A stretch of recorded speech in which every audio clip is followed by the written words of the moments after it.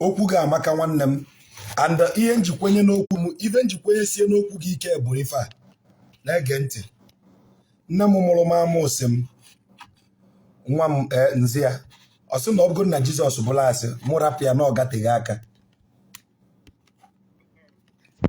okwu adapụ m apụ n'obi ife nji kwuo ife a na-ekwu na abụ ọ bụ na ị na-eso nkụzi m ọ bụ na isogo nkụzi m dịka ofu ọnwa ihe amụta na adụmadụ mmadụ aka n'ọnụ ife m na-eme bụ nweta ife anyị na-amarọ ngosi gị ijizi aka gị gbakọọ wepụ ị na-awụta okwu m ijizi aka gị mee gịnị ịgbakọọ wepụ ife njisi gị jiri aka gị gbakọọ wepụ bụ ịgbakọzie wepụ ịma ma eziokwu ka m na-agwa gị ka ọ bụ asị ana m ekwubesi ikwu amara ibe ezie and anyị ama nji tigbuo zọgbuo nweta ife anyị na-achọ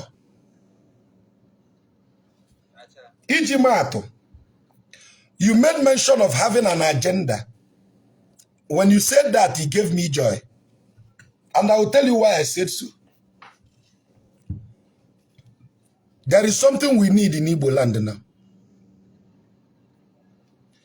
That one thing is number one. We need to have an indigenous research center.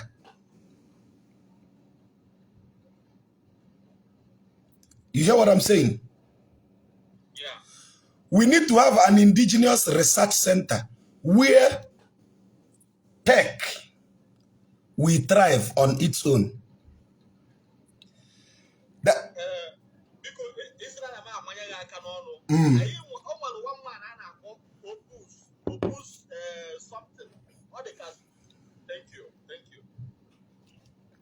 I know of us and we are in contact. What we are trying to say is this. I don't like monopoly. I like when things are galvanized together. Are you getting my point? I'll give you an example of what I meant. There is a time I teach on Sunday morning, and the Million Kalako teaches on Sunday morning. I discovered that this is becoming a clash. I will be teaching, my brother will be teaching. It will be as if to say there is no harmony. Because most of the people that listens to me also listens to him. Of course. So what do? We now re-strategize it so that maybe I teach on Saturday, he will teach on Sunday. What am I trying to say? In all paraphernalia, there is need for us to synchronize our energy. Are you listening? That word, that English word, synergy, is when energy is synchronized. Iweta, nweta, iweta, nweta. And you come, Melon. The Igbo people now where you go be. But that Igwebike will be fine-tuned at a point. Mind you, sensitization is still an integral part of the message. Yeah. We cannot leave sensitization. And we go to bombard them, but in a very matured way.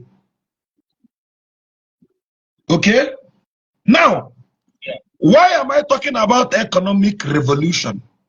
One them, if later I one them, and when we keep looking the buying will lazy go.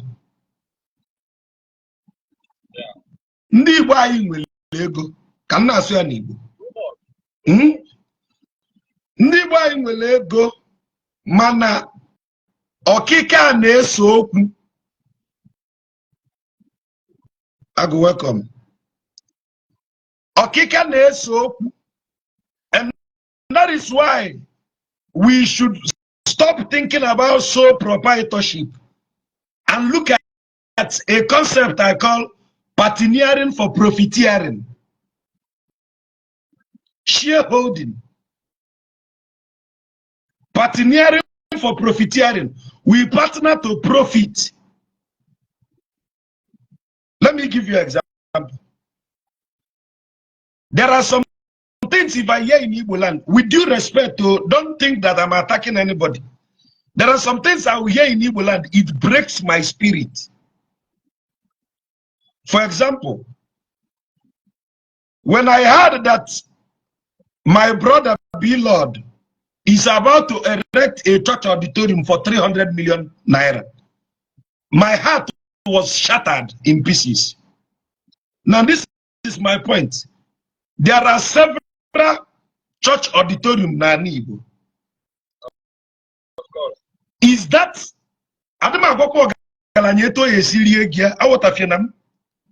but at this point in time, all no I didn't able to be fair calling na Igbo.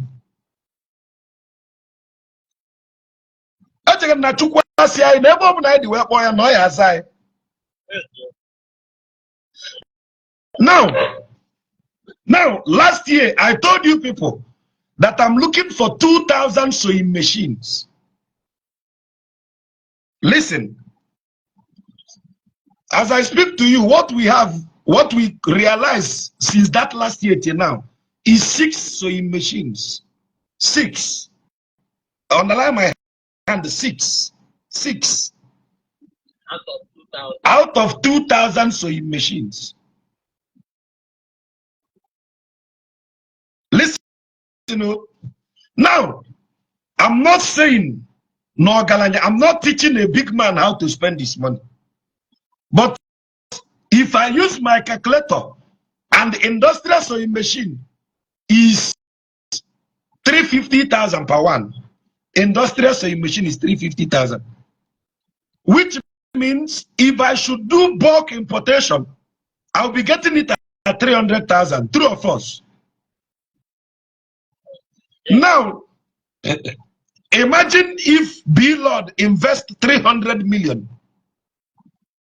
to get that sewing machine for 300,000 each. Listen, but B. Lord is not my problem. B. Lord is not my problem. My own papa, Ato Ezenuko, gave our governor 5 billion naira. And I was like, Anebulu Mila Wino. How can you fetch water and pour inside the ocean?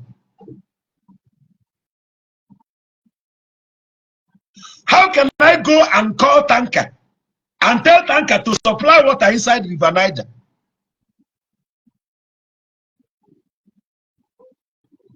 Now, if you give me 300 million and I use, for example, 100 million to import sewing machines, please, I would like someone to use his phone. Press 100 million divided by 300,000. I want to know how many units of sewing machine. Shelter where the sewing machine will be kept. A sewing mastro hall. Are you listening to my point? A fashion theater. Of course. A fashion industry. 100 million can give me the shelter.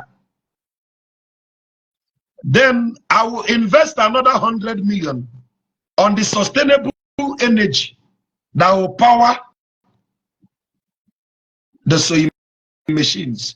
Someone pressed it, discovered that it will get about 333 watts. Is it 333 watts sewing machines?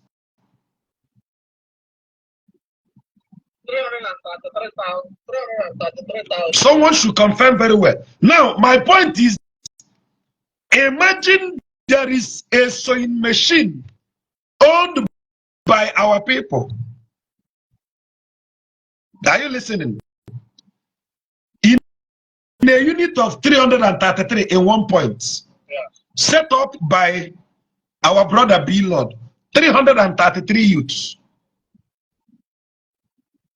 Which means there will be 333 clothes sewn in every 2 hours. And they are working to give me, each of them are working 8-hour shift. Which means each person manning one machine will give me 4 clothes in 8 hours. Are you listening? How many hours make one day? 24 hours makes one day. And there are 3 people handling that machine in 3 different shifts. Each person giving me 4 clothes. 4 times 3. One sewing machine produces 12 clothes every 24 hours. Rough estimate. Now someone should press 12 clothes multiplied by 333.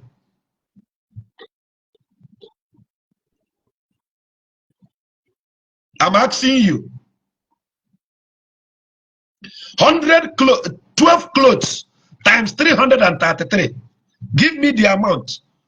10 times 333 is 3,330 plus 2, 666. 4,000 clothes every 24 hours. Hold on, no. Approximately 4,000. Make it 4,000 approximately. Now I want you to add that each of the clothes makes us a gain, because it may be a senator wear, a gain of 3,000 naira. Each unit of the cloth has a simple gain of 3,000 each. Please, 4,000 clothes times 3,000. How much do you have?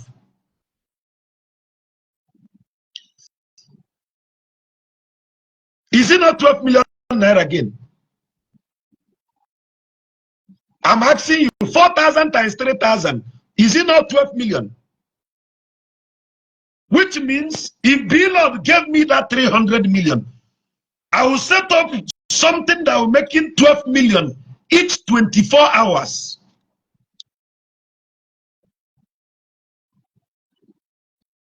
Cry for yourself. So in the facility where I am sewing clothes, 3,000 naira is the gain. Get my point? Minimum gain per cloth, 3,000 naira. Times 4,000 pieces of clothes, 12 million naira each 24 hours. Now, please, can you press calculator for me? 20 working days in a month, because we'll be servicing the machines at interval.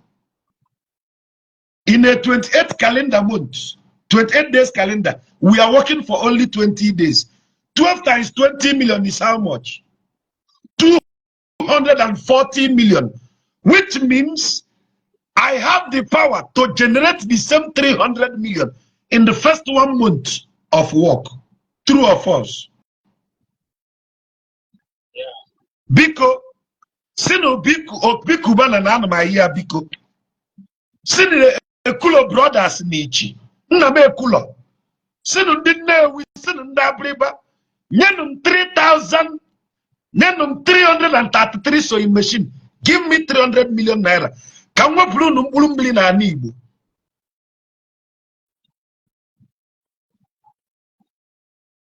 Do you know what it means, my brother? Let me explain to you what it means. With 333 sewing machines, I will employ each machine 8 hours each bar, 300 times 3, which means the machine, each machine has 3 staff working on it. 1,000 youths in each 333 machine. 1,999. Do you understand? With each 300 million naira, B-Lord would have taken 999 Ebene youth off the streets.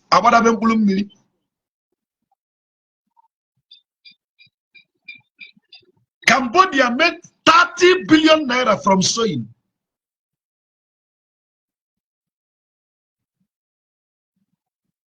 Somebody say you don't have customers anyway. Says who? Somebody says you don't have customers. Who told you? The highest capital market in the world is Africa. Now, no,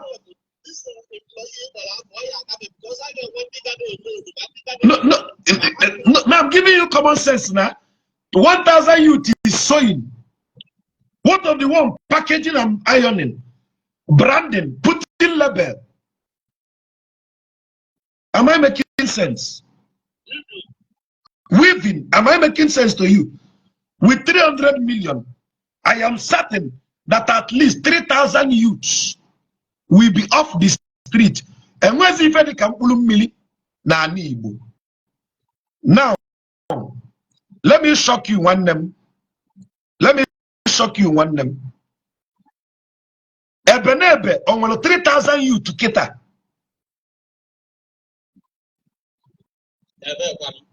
Be Lord, why building church?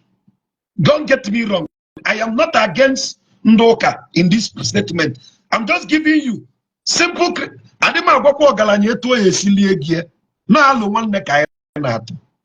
Now, use this 300 million and divide the 5 billion. Namu atazenubo nyelo soludo.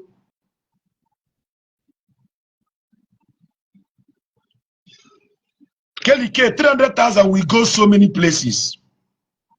$300,000 we go exceptional places, and I will tell you why. Come to Nando today. I can tell you, Nando, to give me 100 plots of land free if I have 300 plots, 300,000 naka. Give me $300,000. The Igwe of Nando will give me 100 plots of land free of charge. Mukulu. In Ivanku, give me $300,000. Igwe Nando we Polo Makasemu wela neba nine kai welobia. Kebo Punando youth nina ka ball. Which king will not give me 100 plots? I'm asking you, if I come with $300,000, njeba nam anya echem moseba.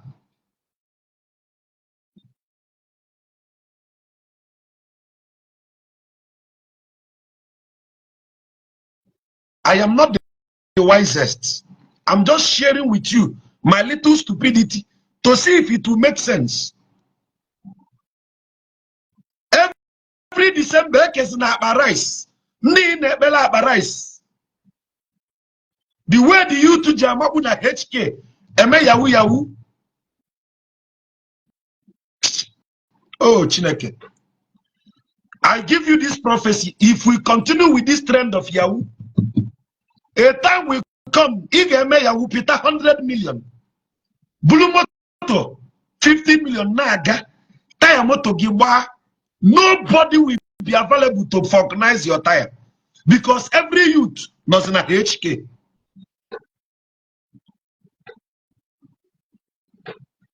$300,000. We take our youth off the streets. If I'm not certain for any other community, I am certain that the Nando Development Union will give me 100 million, 100 plots of land, 100 plots of land free. I challenge you.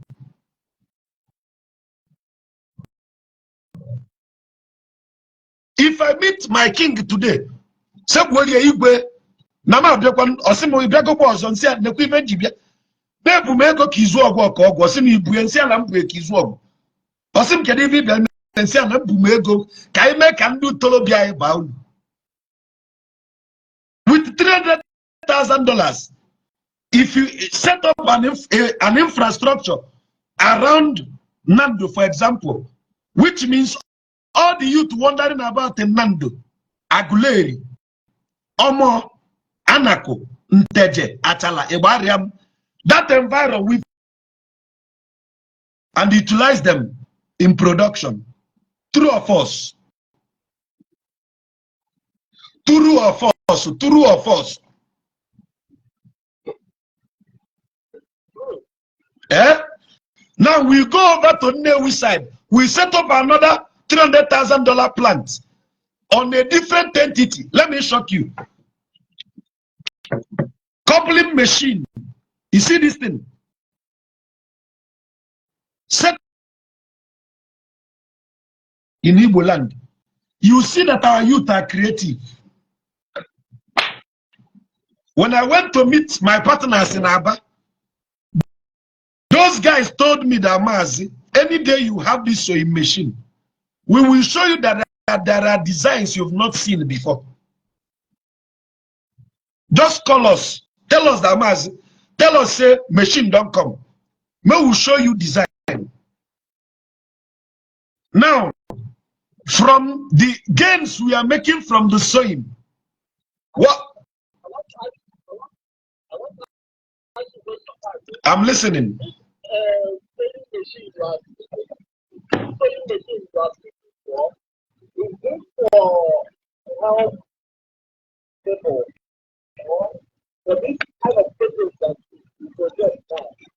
Repeat what you said.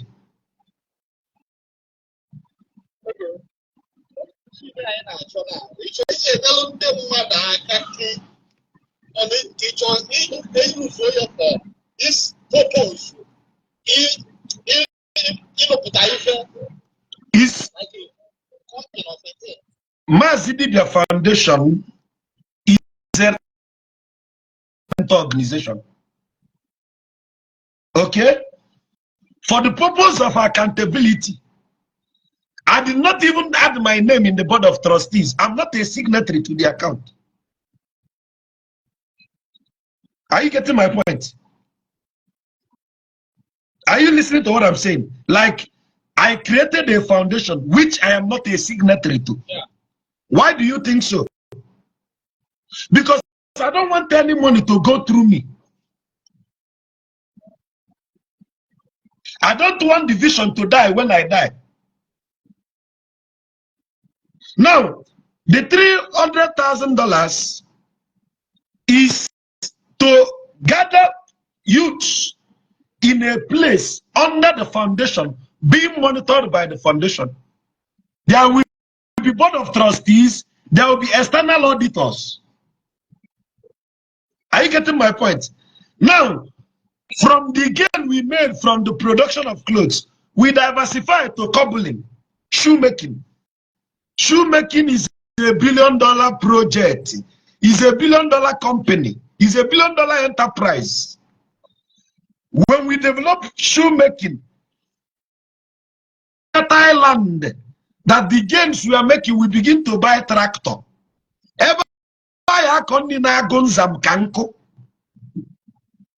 Are you listening?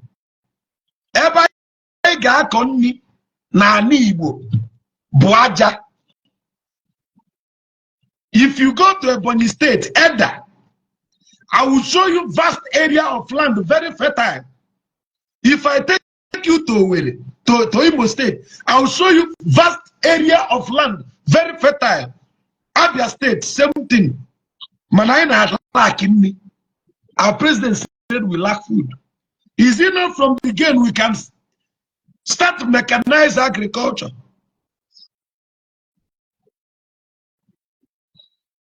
But let me shock you, my brother.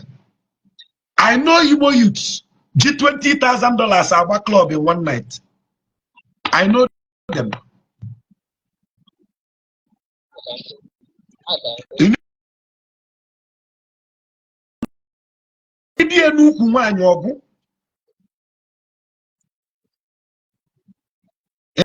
And even the Bogide Mani, on a Shebibalabala, $20,000 on Natanono. Now, Madu 15, 300 persons, $1,000. Are you listening? 300 persons, $1,000. 600 persons, $500. In fact, MAAZI, we put my seed fund in 20 million. In an even Mwabu mazi. Willing up good no in motor, Bob Launo, Molanam, Mwapta 20 million. But the problem is that when you pitch such project to them, they will look at you. You want to raise a level of youth that will compete with their standard. Or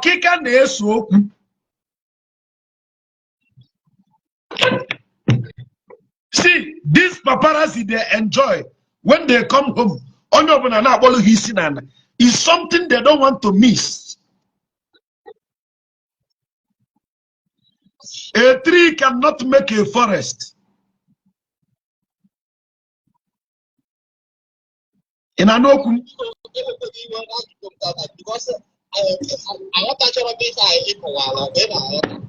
Yeah.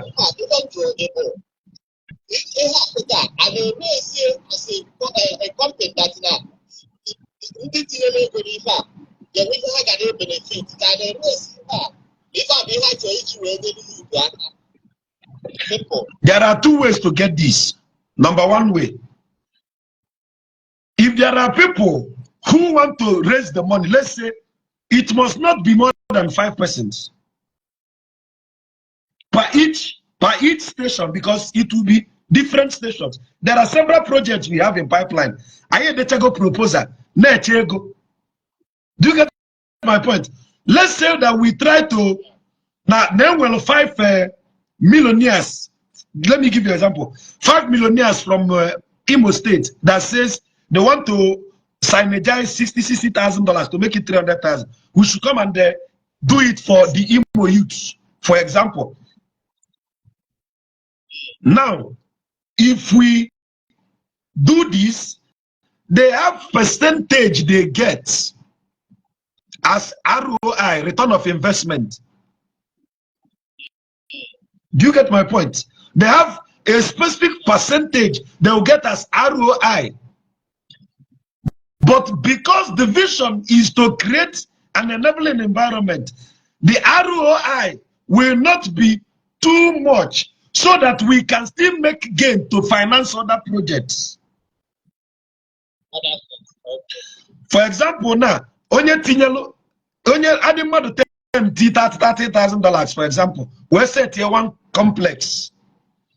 In your $30,000, I think in a 2.5% ROI per month or per 3 months or I got the mathematics of my Kawasel going with that. Gina Patrick, welcome. Do you get my point? So that is to say that the vision statement is on a fundi vigilante and a military. It breaks my heart. If this boy is busy now, he will not remember lawyer. That is when you begin to understand the concept of agu. This design MAAZI soon na court to it. Try Kenya. Look about shit. Court wire. Often and card eat. The in charge. The one welcome designers. MAAZI go see and a patent here or blue another idea. Yeah. From sewing to shoemaking. From shoemaking to calf making. From calf making to farming. From farming, not a tech aspect, because one of the research center we focus on sustainable medicines and the technology. Biotechs, for example, it is still breaking my heart. Nandi buy now on sickle cell anemia. In a different level. My name will I fear the Northia. Makani Mango no way fetching a them one and one of our vision is to have a hospital that uses esoteric and exoteric knowledge. If you don't know, emergency. Normally, MRI scan, a mega MRI scan. Then after the scan, I said, don't worry for medically. A book take you 7 DBA and a fugly, Mobabudaga. awa fani sigi mamo nwelu spiritual thing jigi ebe na scan enwere ife ofu n'isi gị medically o nwere nke ahụ afọ asị oke nọ ndị ichie dadolgo n'oso bute ejekwa ọrụ ga-alụ doziere gị ndị ichie nwere onwe gị. It will reduce mortality rate na Igbo. A hospital like that used in China and India and Japan where they use two types of medicine, Western medicine and indigenous medicine. In a check one na 300,000 no funye nnewi amande wulum check ya. In a check one no funye apriba amande wulum check 300,000. Another of our project man tasia mamuni na meka no bro mamuni na ka na ata.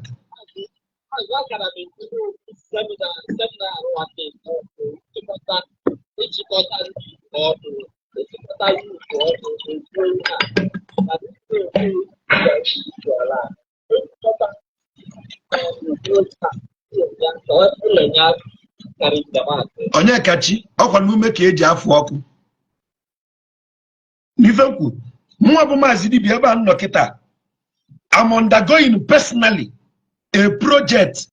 I now our own standard studio, undergoing a project of 30 million, bearing the expenses on my own head. Ebe ka iche na nsi enweta ego and mezuri. Do you know source of fuel alone? Source of fuel alone. Onye ngwara na netu Nigeria dị kịta na ana m agba fuel 1 million in a month. Ya sị na m na-atụ asị. For me to go to all these places, ime obodo niile ifu na wayal ịgbaju tanki 85,000. Ikwo wee kwoje in a day ọgwụ. One day ana m anya fuel 85,000 one day. One no dịrị ọlụ m easy.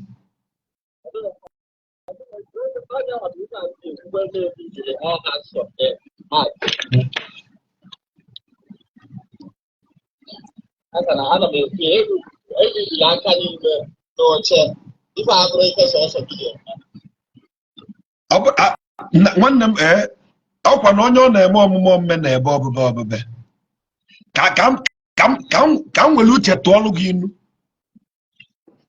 As I speak to you today, menu ndị be anyị ka m sụọ n'ime Igbo, menu anyị nọ Ecuador, Venezuela, Brazil, ama m na anụ Chiapas, Arriagada is Mexico. Join them $3,000. Famanchi na echiche wee nye m ya. In Ifenku, that is one side. Ekwugo m okwu maka one side. UK join them $300,000. They no go think and to give unto me.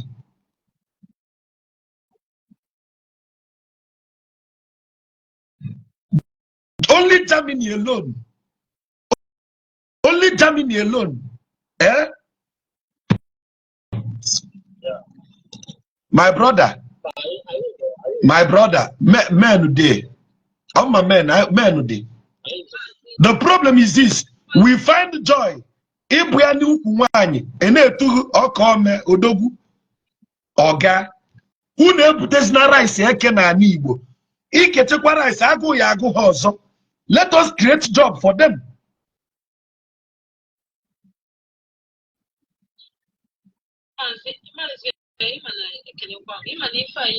Because so ọtụtụ ụgbọala dịkwa n'okwu ka ma mgbe ọ dịkọta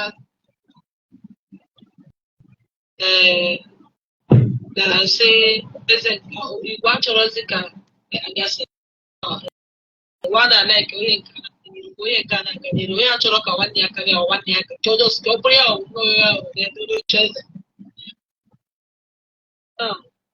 onye dịka Chinese na ọ bụrụ na o nwere ihe mmadụ ya erite most times ọ bụrụ mgbe niile ka mmadụ na-erite ife ọ nwere ihe Igbo na-emekwa ma ndị ha na-emerụ ndị ụka ọ na-abụ ha merụ something ha merụ ndị ụka ife ogo ha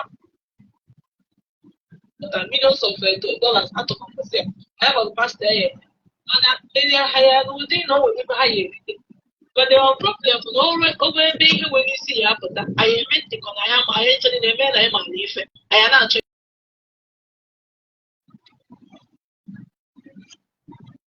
but like most of the time, most of us now like it is after shadows. Or to God to has the propaganda agenda in this if I do when a man blue all their money when I'm train a Lagos. When I go to this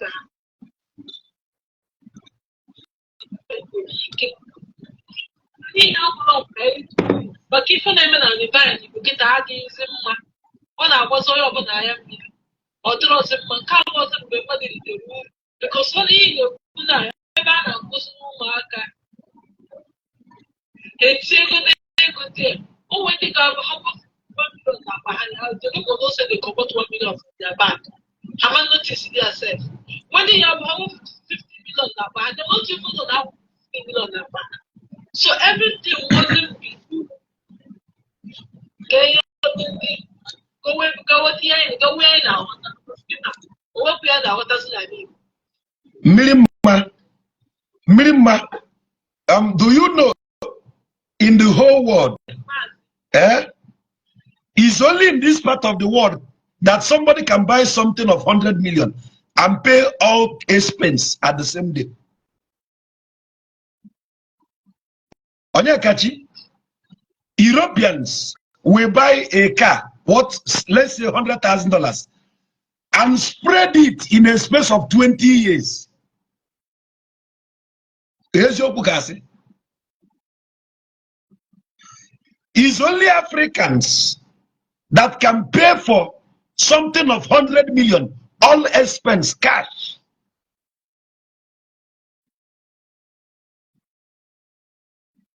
Do you know why?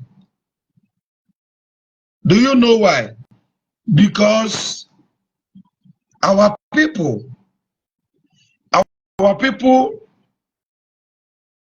is doing well for themselves. My brother, with respect to conversion rate, ego nende buy jianya, onwo di moto ya bu na buy iwele uche gị gbakọ ego no. Nefuka 2023 model Highlander Buffalo akwa ime ego no bụ onye buy kwụrụ ụgwọ ya cash, all expense paid. What am I trying to say? One now come a men no dey.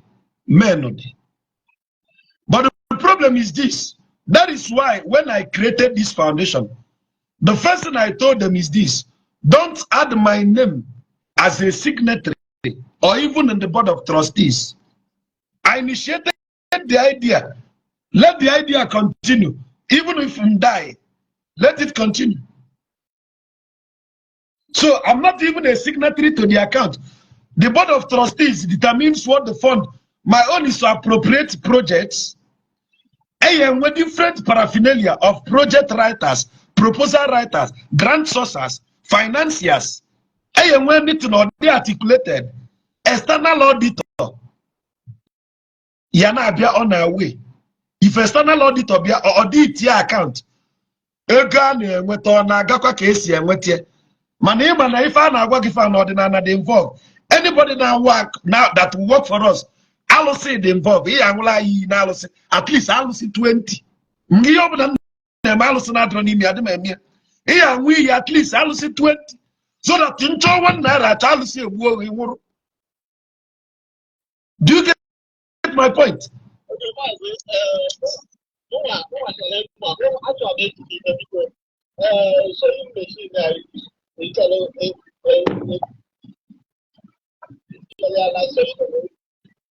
Repeat what you said. Repeat what you said. It's again the Onyel Kachi. Adama no see feel iji aka gị blọk mouthpiece gị. Anụbago m ya.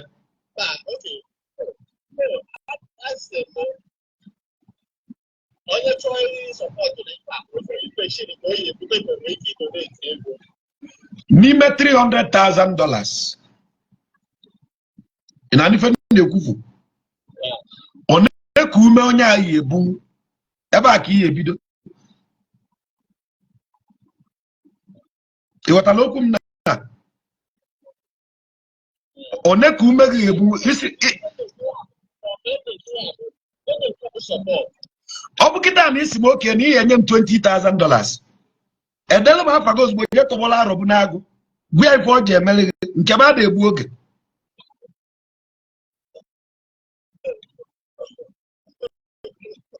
etu a ka m si ekwu amara m ekwu ogologo okwu ndela afa tọgbọla arọ bụ n'agụ gwa ya ife ọ ji emere gị zuo ike isikwana ka imezuzure 100,000 ka ise gom stress enwe m ya na ndụ ozugbo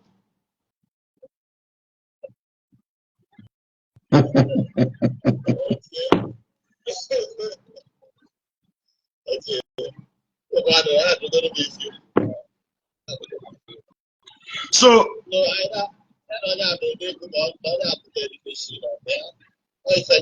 yes, if I prefer ego is this iji gị ofu ọgala ọnụ mana nna agwa okịta na nlu ogwa nzo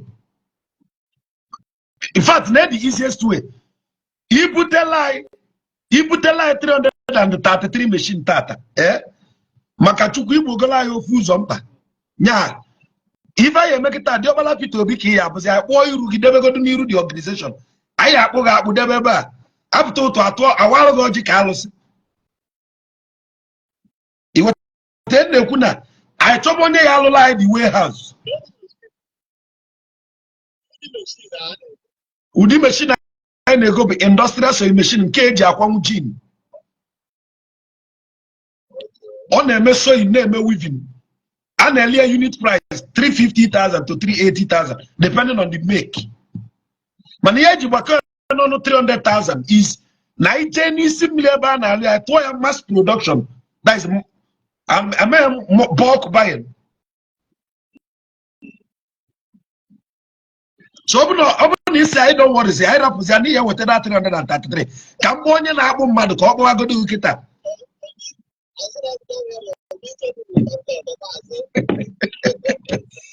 eme nkịta ka mgbe onye na-akpụ mmadụ ka ọ bịa kwụba ahụ ka akwụba ahụ ma na ya enwetago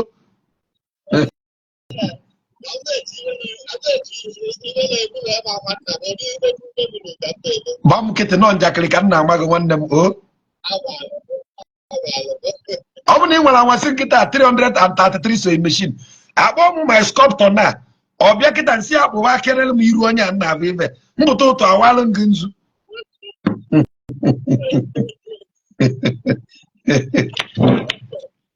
ịghọta so chukwu tiri gị aka isizikwa m na nọ na ka ọ bụ ịghọta si gị oke ntuo gị aba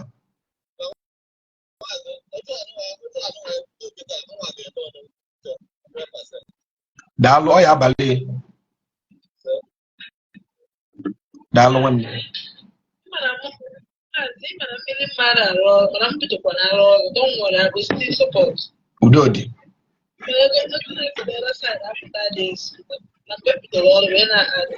udodi udodi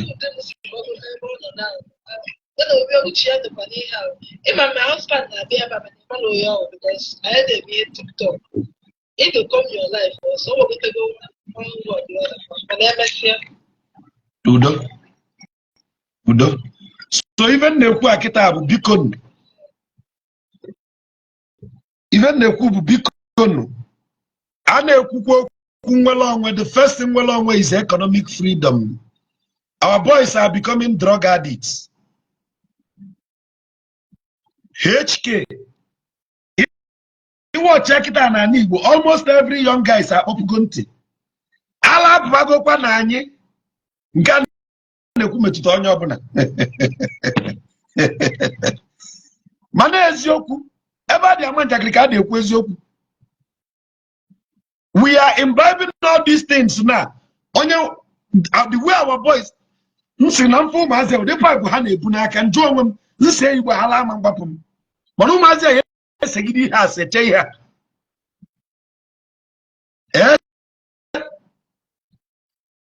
Ọtụtụ ọtụtụ ụmụaka nwere aka ọrụ na-eche mgbada ka ọ kwụọ ụgwọ maka gịnị?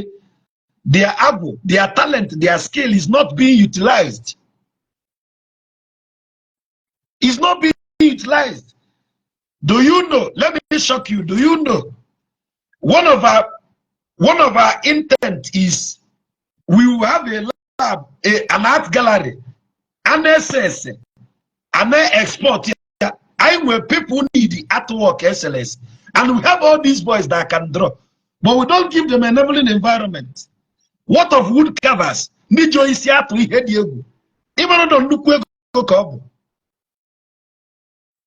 me a research center.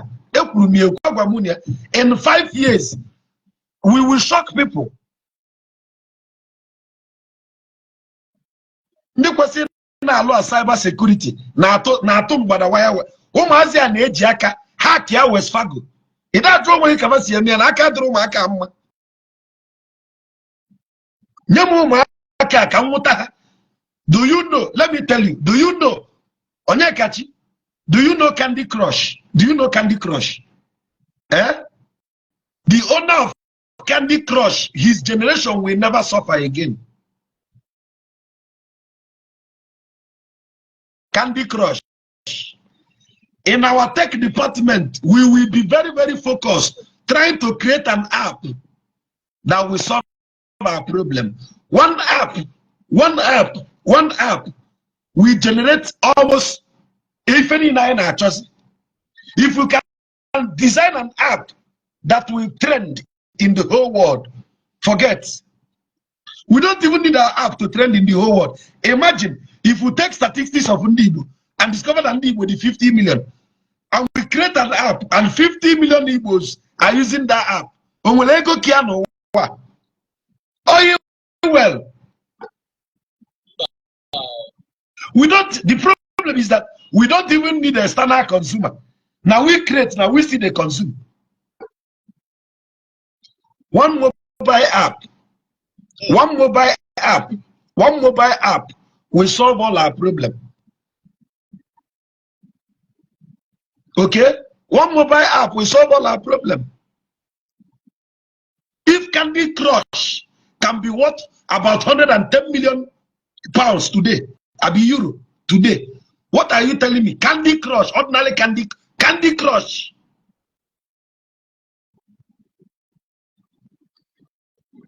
Igbo ndị ọma na-ege m ntị, mụ bụ onye ala na-ahụ eti mkpu. Ọbụrụkwa na mkpu na-atọ m ụtọ otiti. There are many things anyị eme. Nna afa eti mkpu, each day na-eti mkpu a na-aka nka. Na-eti mkpu a na-aka nka. Onwe mgbe m etigide mkpu, onwe ebe eji m elu ume ji afọ ọkụ adịọzi. Mgbe ala onwe m okwu n'ụlọ. Ife aka m agwadebe unu. Ntigide mkpu a nka, ma ntigide mkpu a one day, chigide abịrị gbabie nwụọ. Life goes on. Mepuelo n'ụwa. Ma nna m ka dị ndụ ọnwụ ya egbu m abụrụ taa. Anya agakwanụ m anya. Okay? So, Vima. So, until we decide to do something for ourselves, in the nearest future, we have this vision that Nimdi will have their own blockchain. Na-atapụ onye na akaụntụ nke ndị Igbo ịtapụcha ịgbala ego. Tech is one of the things we can never forget. Our own blockchain. Chineke meela anyị ebele. Biko onye bụ chief atụ speak to me biko ka mmalụ nke na-eme. Maazị ekene gị. Daalụ nwanne m. Abụ m bụ onye bụsi from South Africa. Anam kam. Deje. Mmadụ kwubie bụ na ikwusịkwala okwu, ikwugo okwu n'ebe okwu dị. Ya bụ bọdị ka ibe. Mana ntị na anyị mebi ebe ka ọ dị. Ebe anyị asị na ndị vice n'okwu ha dọrọ na puji echi na ntị na anyị mebi ebe ka ọ dị. Ọ bụ na ikwula okwu n'ebe okwu dị. Mana o nwere ebe nsị ka njụ tupu m nye my own contribution. Obodo I'm being now, obodo anọ, because if you bụrụ onye na-ekwu okwu bụ na ife mebiri ndị Igbo, ife mebiri anyị too much na mụrụ m nwa. obodo a nọ kịta agbata obi m bụ onye ọcha. Mana to my greatest surprise, na ndị bụ ndị be anyị bụ ndị anyị na-akpọ Afrịka, ndị Afrịka bụ ndị isi ojii be anyị bụ ndị obodo a, dịka ndị Zulu, Xhosa, you understand? These people na-aza their indigenous name. Ife bụ afa ọ ya bụ akpọ ọlụ gị like this, egwu adịghị na ịmarụ meaning of the afa anọ. Nke ọba jụbazi afa sịkwa ka meaning of afa, can you translate this your name? If you mgbe ejiri fa data, you will start looking stupid to yourself by it mmadụ ya translate go afọ ya anya anwụ ọkpọ ọlụ gị. You understand? So mana ka ife mee na ndị Igbo anyị, ife na-abịa as a question, ife mee na ndị Igbo anyị na common afa anyị bụ something anyị kwesịrị hold so dear to us, na anyị bidogoro n'afọ anyị lose a whole lot of things. Ọpụ na ndị ọcha nọrọ anyị ka o si nwee, ọpụ na ndị ọcha nọrọ n'ala Igbo fasodoro n'obodo a. Amarụ m ife butere nke anwa, and amarụ m nwere answer to my question. MAAZI, ọ dị very simple. Ife butere nwa bụ ife bụ baptism. Are you listening to me? Yeah. Ife melu ndị Igbo ji tupu ababa bụ baptism ndị ụka wetele, and mma agwa gị n'okwu a na-akọrọ mmiri. Baptism is a colonial tactics to wipe off the identity of Africans. Cure ED, and I will explain. In your Bible, the first of all introduced a lie in Leviticus 19 verses 28 that you must not imprint tattoo, itchy, on your body. Itchy. Meanwhile, before the advent of international passport, the first thing we had as a mode of identification, intra-ethnically or within or without, is the itchy, which is transposed to become tattoo in New Modern Era. Right? Yeah. Now, by virtue of your itchy, we can determine who you are, your tribal mark. Okay?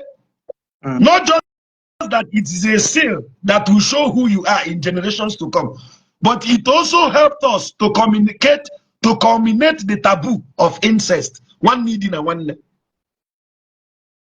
As I speak to you today in Igbo land, the statistics of cousins that are sleeping with each other unknown is on a high rate. Do you know why? Once they stop answering Nafanukunna, once they change surname, you will not even know. Offer one year in Lagos or Chiriata.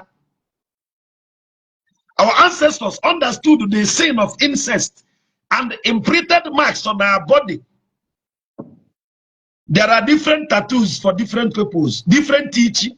I'm using the word tattoo so that it will conform with the new modern word. But the word is ichi. And when ichi anebu makawan nendo funneji. And when ichi anebu makando funnaji. And when ichi anebu ndio funnukunnaji. And when ichi anebu maka abolo. And when ichi anebu maka obodo. It is not much, just little. So now, when you see me, the details have told you who I am. That is why the Igbo people don't ask a person, what is your name? Yeah. They ask you, who begot thee? Or them. Do you get my point? Because you are not yourself. You are a product of a lineage, a root. Then when someone asks you your name, you just say two names. But when someone asks you, who begot me?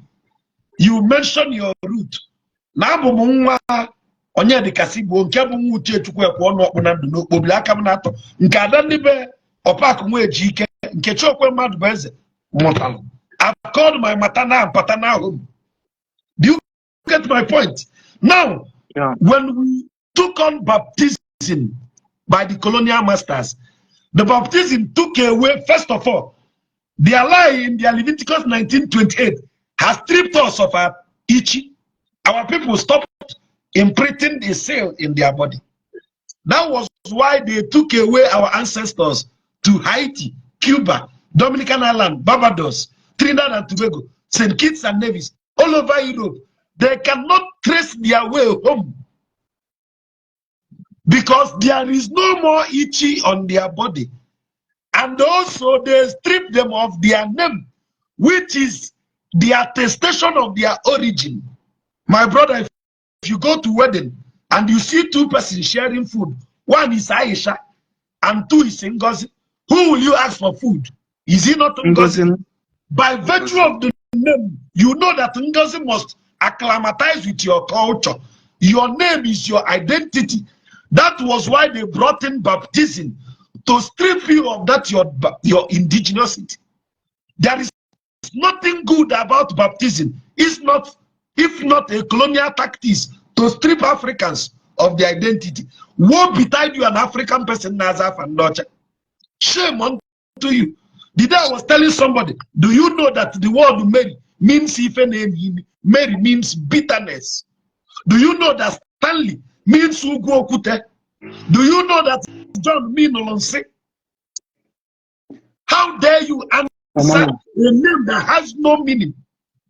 In the ancient temple of Abydos, Amenopope the third, Pharaoh Amenopope the third said something. You must name your people according to the deities of the land. Numbers chapter 6, verse 27. Is that not written? Copied from the ancient text, from the mortuary temple of Luxor. Baptism is a scam coined and brought to Africa to strip you of your identity. If you go to South Africa, you hear somebody answering Nkolonkolo. And you own the name with pride. Nkolonkolo. Nkolonkolo. But onye Igbo, na-eme ifele isi na afia bụ Ngozika. Iyo na-azazi bụ Trisha, Cynthia. Nwetege bi na-aza Linda. Eribu ogu kaji. My brother, baptism, my question, which is a product of religion, brought about the strip of identity.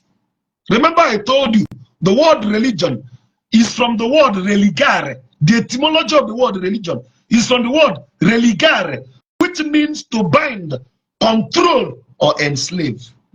There is no good thing that comes from them. Everything is a Ponzi scheme. For every of their saying, there is a plan. And we are now a victim. Our people prefer to give our children names that makes no meaning. Calling your children wisdom, does that make the person wise? Calling your child praise, does that make the person wise? But we have names that command respect. We have names that command respect. Something like Chiadi Kobi. Chiadi Kobi. Kam Sionna. We have names that resonates the essence of our existence. We threw it away. Nazamakos Mwezigwe, Zacchaeus, Zachariah. I know that. Maazị ndị be anyị mụrụ na ife mebinala anyị rinne maka na ọ dị ka onye Igbo ife lute anyị Igbo ọ pụọ iche amara m otu m ga-esi nwee etinye ka people ghọta mana ife lute anyị Igbo ọ pụọ iche odo well anya na-ekwu ọ na-ese ekwu ya ife nna gwere ebe ndị be anyị bụ onye mmalụ ka ike eri anya mee onye mmalụ ụzọ ga-esi mgbo nwa ọbala nya agba ọ bụrụ na famili gị maọbụ na ụmụnna gị maọbụ na ndị ọyị gị nwaanyị ma ndị ọyị gị nwoke onye mmalụ ebe ọ ga-esi nwere zibe ozi ọma nya zibe maka na ofe ife bibe dolo ụmụ anya na-ekwusi ike bụ na ebe anyị enweta udo nweta agamniru nweta ịfụnanya nweta freedom bụ in our spiritual system. There is no two ways about it. Pure ED. And what do you need two ways about it? Because unlike if you get like let's say a few minutes ago, let's take it an name with the Lego and we are able to establish this company of sewing in where now. About what a devoted Christian as Otufasa where Ebasian Kai Bukwanundo, Kai Wui, Mukwana Losi.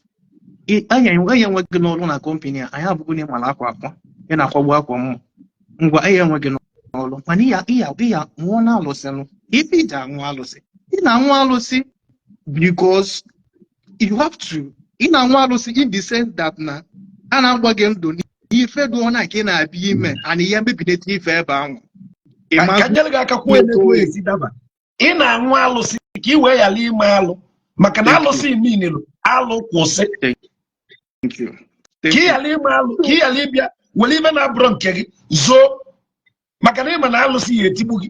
Exactly. So somebody who a Christian will never ever accept this thing because I'm talking of out of experience.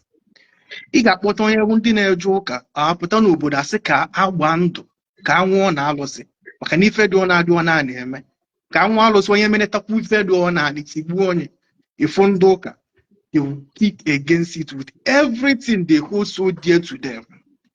At the end of the day ezigbote alụ a na-eme ọkwa n'ụka butere alụ dị na be anyị ọkwa nsogbu anyị bụ ụka onye na-agbara ọnya amalụ tata ndị be anyị biko n'ugbo n'ọgụ na dịka ogbo oge na-eserokwe n'okwu ka anyị malụ na ife anyị merụ ka anyị na-echelu back to our indigenous spiritual system ebe a ka ị ga-esi ma na m fụrụ gị n'anya azụ nwanne m azụ onye Igbo mụ na gị bụ ebe ahụ ka ị ga-esi nwee ma na mmanye nwu gị nsị na onye tụtalụ m na-abịa m ebi ibe m nwere nzu nye ga-etụsịa nzu ntụcha nzu nwere nzu nye ga-eto nzu ma ntị nkwelu gị fe na mmanya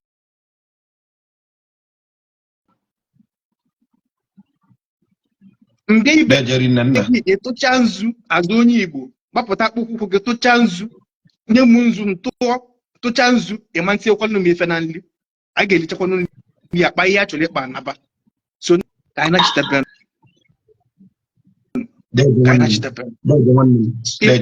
m nwere itinye and biko enwere maazị bifo na-apụ o nwere okwu nwoke delu m ebe ka m batara ebe nwe agwụ m ka ọ bụ onye buchi a spirit nna m ekenere gị nna ndị a bụ ndị mgbe anyị ncha na-eto eto anyị ncha na-eso nwee na godi efe ụka anụnwa fụ na ehi agụ asịghịla eziokwu maka na ụka bụ asịghịla eziokwu ka ọ bụ mana onye na-aghọtara mana ọ bụ anyị na-agụ bụ ka Chukwu nye aka ndị ichie ebe anyị aka ka ndị be anyị ghọta ka ndị be anyị nachitara mmadụ agụzi na nwa ya aba ndị ọcha onye mmụta nwa anyị agụzi na nwa ya aba ndị ọcha ka anyị bidogodo na ebe ahụ maazị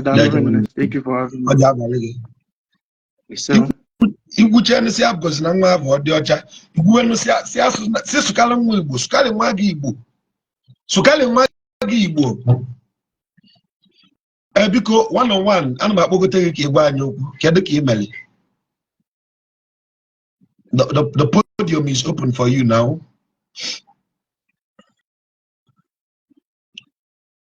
One on one, are you there?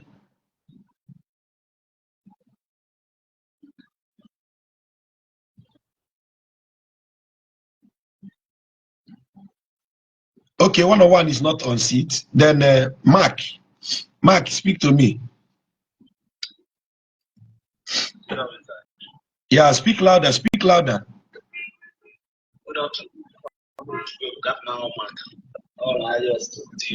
Oh, even for the camp, if I blanket yak on answer.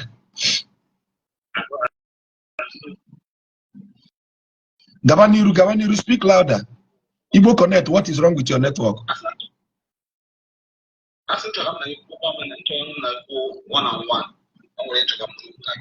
Other possible makana and Madiba busy.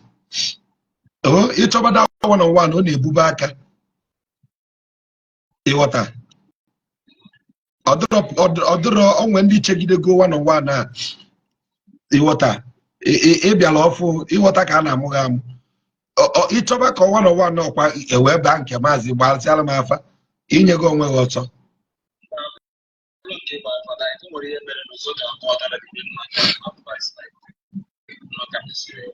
Banum Bonkiri check to my PA. Check the number in a TikTok. Del PA message. He will respond to you, okay? Dalo. Igbo Connect, I don't know what is wrong with your network. I'm bringing you up. It's taking yourself down. Request to come up again. Okay, Mark says he's in a meeting. Nathan Okafor. Mark says in a meeting and he will join. Sorry, one-on-one said he will join us. He's in a meeting. Okay, Kedonyo, so anybody want to contribute on Facebook, send request and come up. Nathan Okafor, the floor is open for you. Deje nwanne m. Ọ tegwe ma ọ bụrụ ndị mkpọ. Okay. Onye che na mmụọ na mmụọ ihe. Nata nchelu. Mmụọ ji akọwa ife a soro m bịa tata.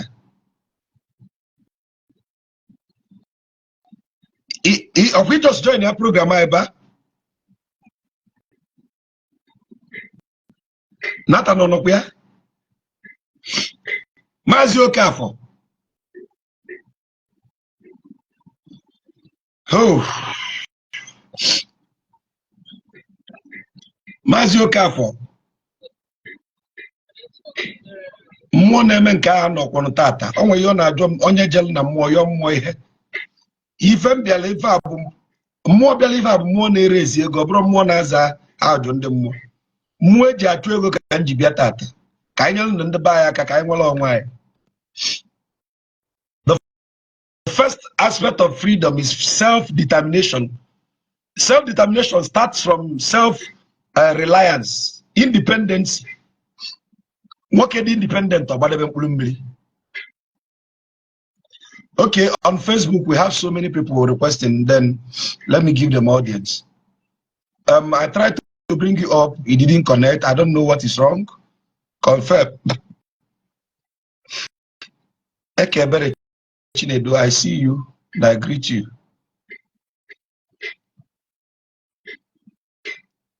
Please, if you send requests, always watch for the request you sent and know when I accepted it, so you will not suffer me. Some people send requests, I accept their request, they are declining it again. Francis, okay, I'm listening to you. Speak on.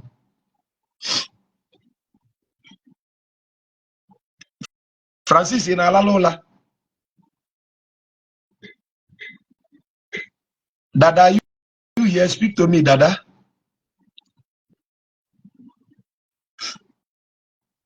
Yes, sir. Francis, wait on you can cook and walk. Can you hear me? Yes, sir. Yeah, Dada, hold on a second. Francis, make your contribution, please.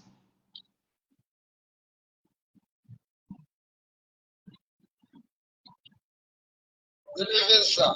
Make your contribution. And what are you good in evening now? Sir, oh,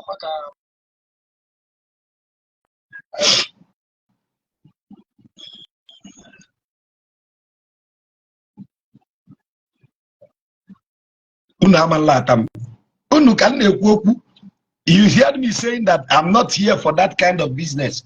If you call me Vemelon now, Dada, speak to me. Hey. Dada, is your network okay? Speak to me, please.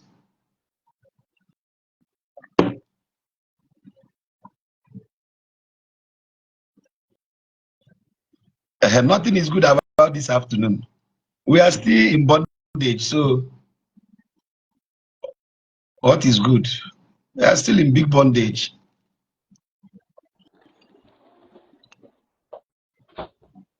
Bright one Oluo.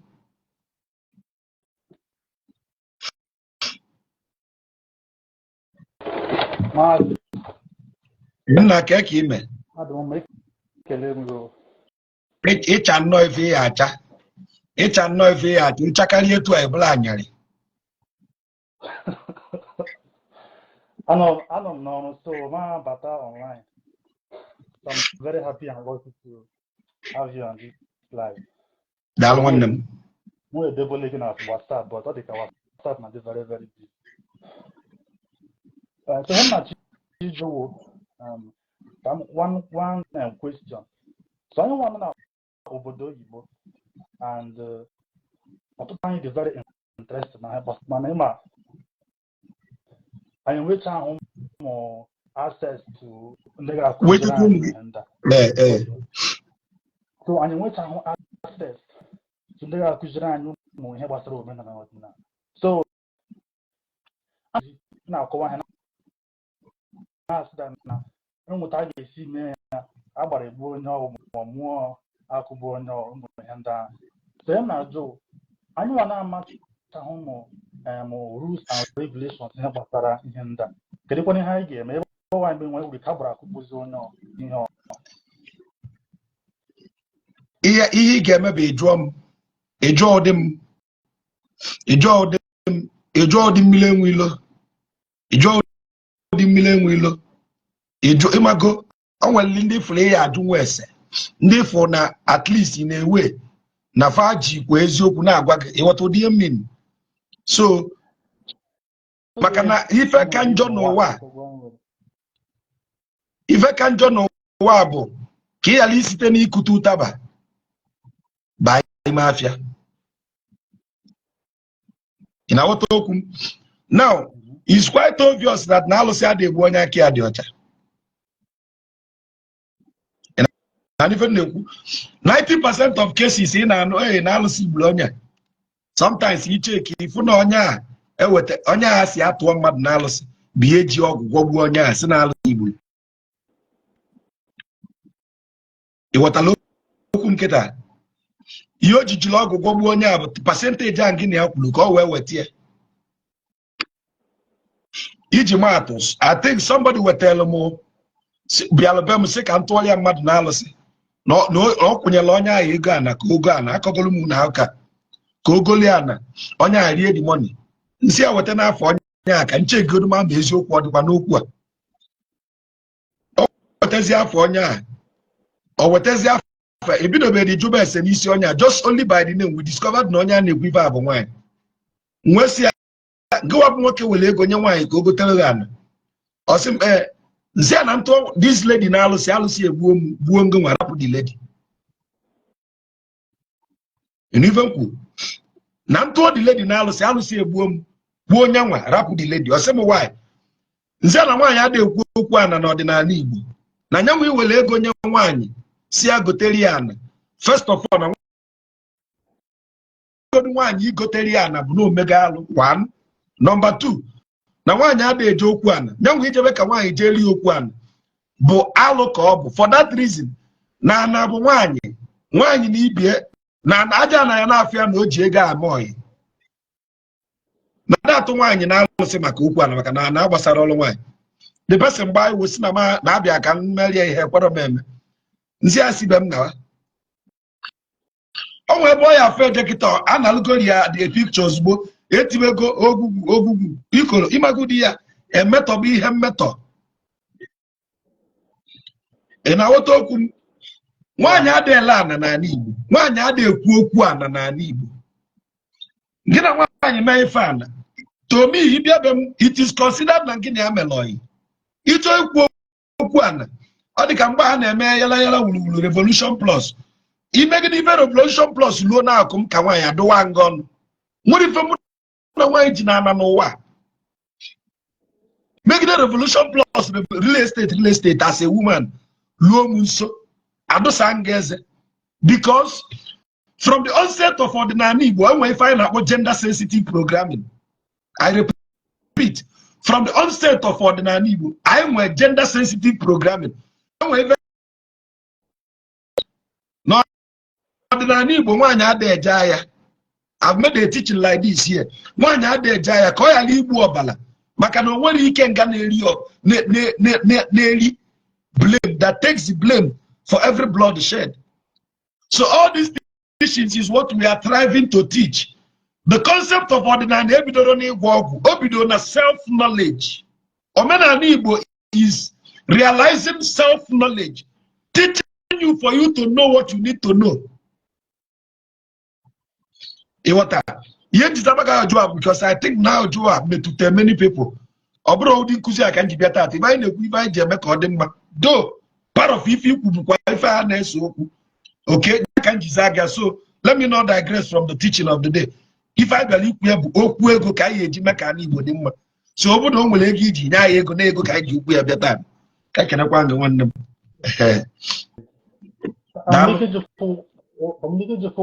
last one. Mba, ịchọ isizi n'ikutu ụtaba baba ime afịa. Ịchọ isizi n'ikutu ụtaba baba ime afịa. Ihe eche program echi. program we handle that, or program Abania, we handle that one. You will see me on camera, open-ended question. Ask anything, I'll answer. Fine. Okay? Tata, what we are saying today is the way forward, Makani. Okay? Oh, him to do my time again. I leave. I am sorry. Or later. So I don't know that on a metal. We can push it. Go ahead. Ọtụtụ anyị nọ n'ala Igbo na megezi ha na-akpọ oke ite ọ bụ na onye nwe ihe dị mma n'omenala ka ọ bụ ihe ọjọọ maka na ọtụtụ ndị na-eme ya n'ịpịa aka na ihe ịpịa aka. My brother, oke ite esoro n'ọdịnala Igbo. I put it to you. Na oke oruru na-erute ego mbọsị ihe eme ya. Did you listen to my teaching on Nsochi? Go to social media, look for the teaching I called Nsochi. Okay. Nsochi, a concept of self-realization and acknowledgement of one's error. Wepụ aka n'oke ite n'usoro n'ọdịnala Igbo. Hapụtakwa na onye ọbụla pụtazi iju, ọbara tụle na-egbu ọbara akwa, ọbara ọra nka. Sepụ aka n'oke ite.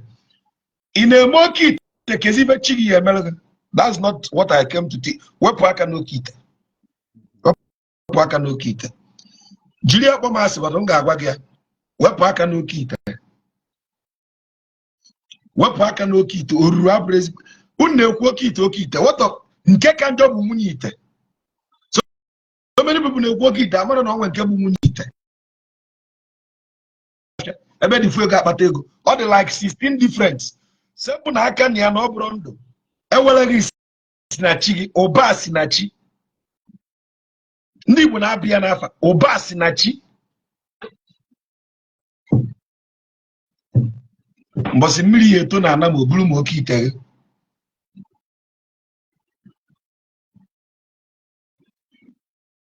Nwaka ibie iche gbala ana n'afa di gị ma ọ bụ n'afa nna gị.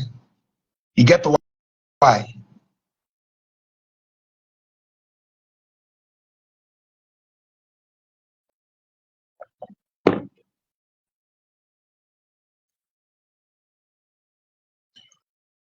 Oh, any other person that wants to contribute to the statement for the day? Any other contribution? Mbachi.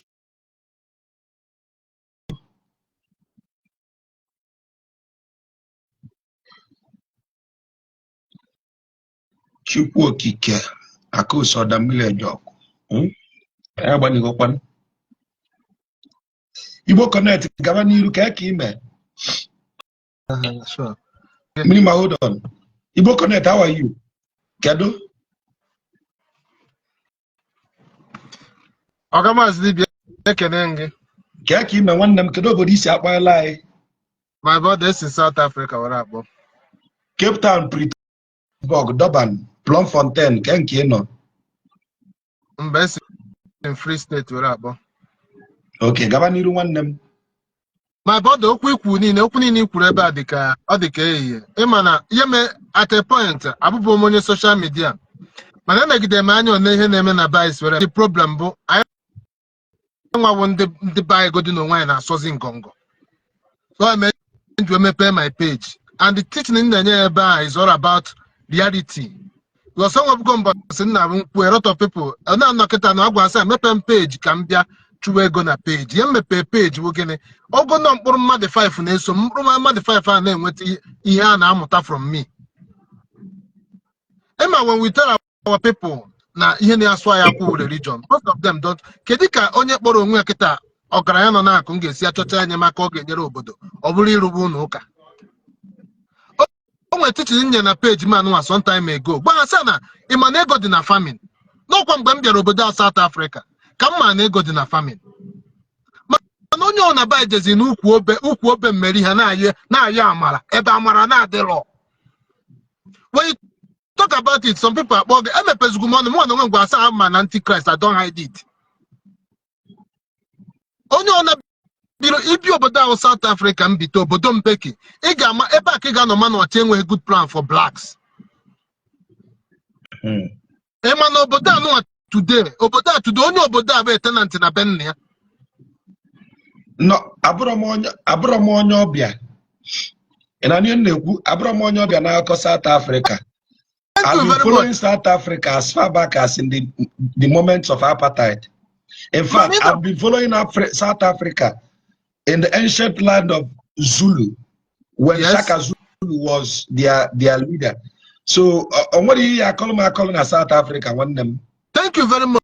And the problem is another guy identity, like you said. Most of you in casual life, you went up what I got from laughing up on the black. So, when go from After doesn't happen in a city because now I meet people like us. We can't call it. English name. Manona location paper they don't answer English name. Manakedoni Malaihan and the Catanate for crying out loud. So where can they buy some major? My brother, never see major. No, not tabwa. Give you a name. Okay, ya Basila user. Yes. Listen, Kangwagi no. Always something so I have no kummo. Always some mistake I have no kummo. Ujobiam come down. Imagine my one more of a truth, no what I can. And no boom tata makana mefel.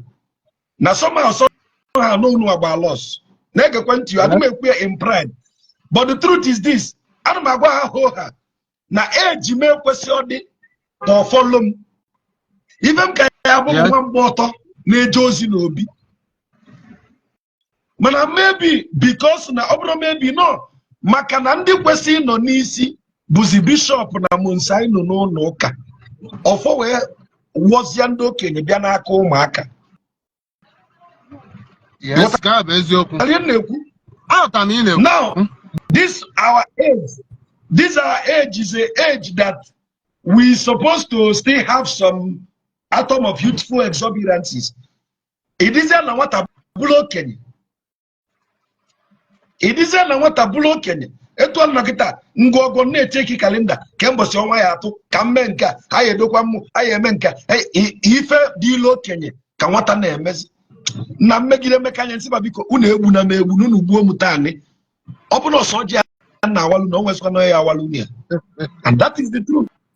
So even the qualify is that we come under a consensus we called Malila man and so one them if a man that these people have kidnapped our elders, enslaved them through brainwashing, took them away and dismantled our heritage. This time around, the children are struggling to restructure the lost glory.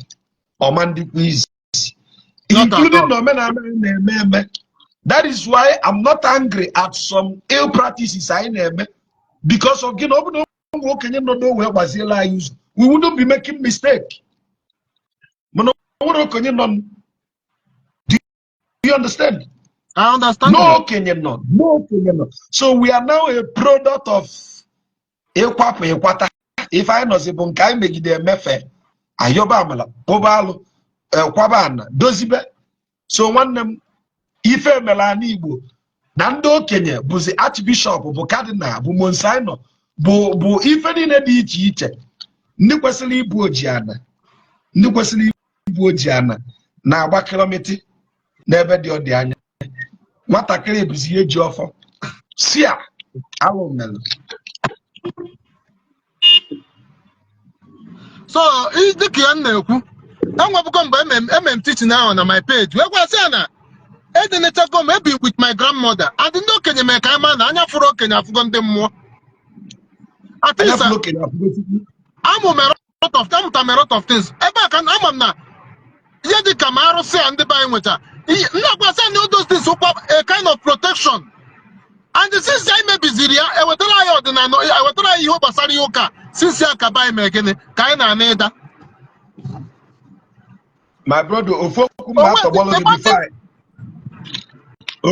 atọgbọlụ gị before gaba n'iru bụ if there is anything you can do, if there is anything you can contribute, whether soft skill, hard skill, teaching, sensitization, awareness, whichever thing you have to better Igbo land, don't wait for reward. As I speak to you, this my page on Facebook is not monetized because many people salary at the end of the month. My page is not monetized.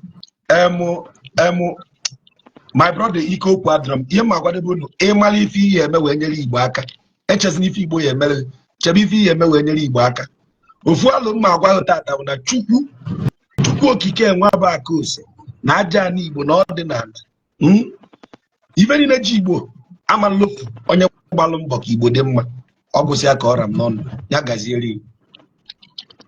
Thank you very much, my brother. I'm a follow you. Muna gonna be one program in one night. Muna gonna be I'm live, mana. A jump page in web. The end web that day on my normal Facebook account. So mana, I'm a teach on them will because now my brother I let me use that word. Like we kiss we. Oh well, I've been na page waja. Oh, kweba na ekwu Igbo.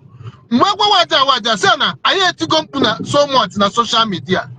Now, both in our social media, we have for our problem. If our problem, the way not here, get then did the candle Kenya Yawa. Because I can't capture you when maybe not. Even Nzedi Kanze, I got after Poku can say a Poku Webo. Give him a respect. My brother, Magwa gives you one acronym. What I'm hoping never do Kenyan. Listen, only for you want to condition reflex. Onye blugo isi battery actually wire alternate ya. Cut all my fan belt ya. Blue brain boss ya. Imando is still the motor. Ademe nezi ya nando Kenya.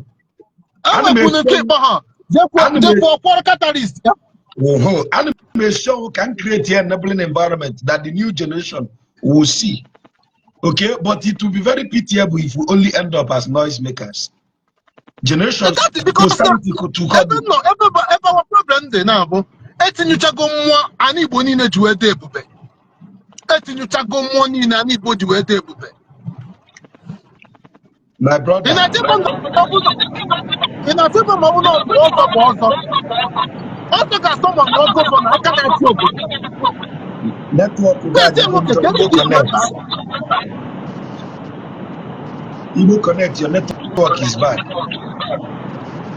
About Igbo Connect, the fault is from our corner. Okay, it is well. Life goes on. I am now Bamba. Now try.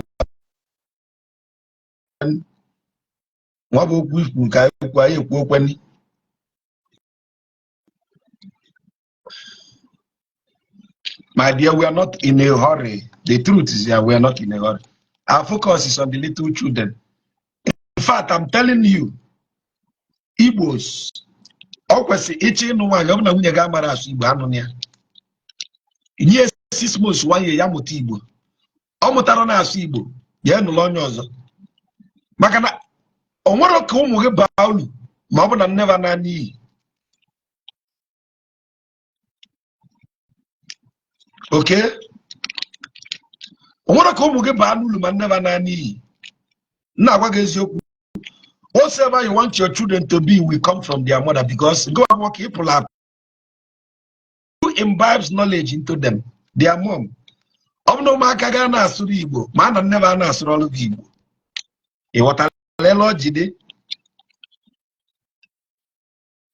If your children are not fluent in Igbo, it's because their mother doesn't know Igbo. If their mother doesn't understand and speak Igbo to them, never answer all of Igbo. English language is not a test of intelligence. It's just a language just like Igbo. Name ala so Igbo mean no name well even dignity.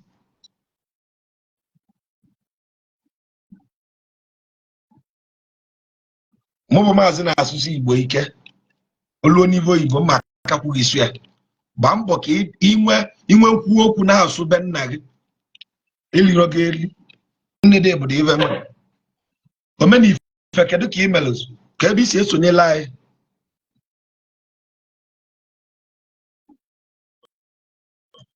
na adama nu ivi na-ekwu onu gị dị n'ime ndị village tọdolu gị aka na akpịlị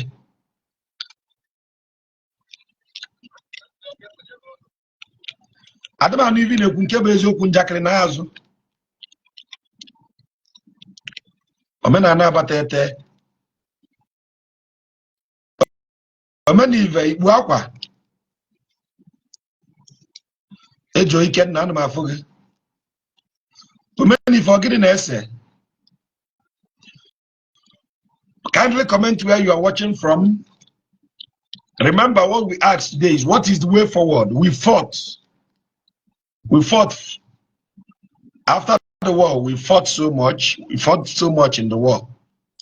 Today is Biafra Memorial. What are we going to do? What are we going to do? What are we going to do? Onye Indonesia kedu isi akpọ ma obugo ka Jakarta Pasito obugo ka Jakarta ka esiti no mmiata anam nwigba anam alusi deb ani anam alusi deb why be ife na anam iyeli oba na anam. Watching from London. What part of London? London is big. Where in London are you? Can I be on a London? Abatete, Philippines. Bali in Indonesia. Where in Philippines are you watching from?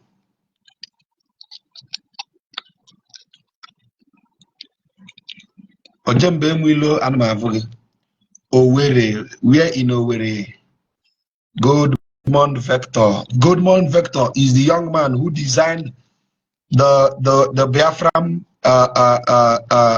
memorial banner for us. I'm here to reward you. Don't worry, I will even make a post and officially tell people that you are a graphic designer. Then give you your reward like I promised, okay? Don't worry. Okay, new official. Ordinary was Baltimore, Maryland, USA. Okay. Nam keda bisi akpo.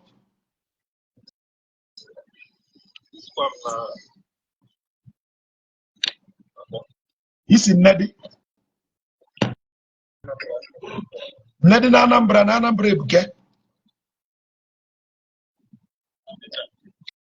Ngwagaba n'iru kedu ife nwere itu ilu n'okwu akwuru taa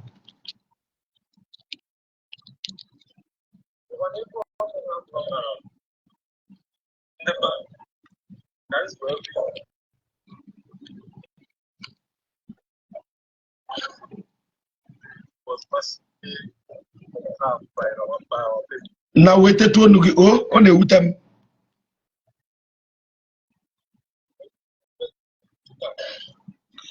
ngwa kwuezie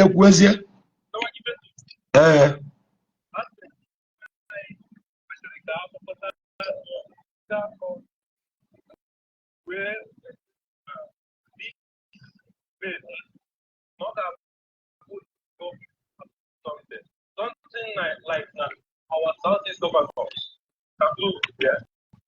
And I observe here. I went to start. ndị be anyị ọ na-agba mbọ ka eme ka 30th May dị official from federal government mana ihe ndị ọha na eze na-eje elu bụ ije yọ ndị Fulani mgbaghalụ nna m obodo na-enwere okenye na-ata afụ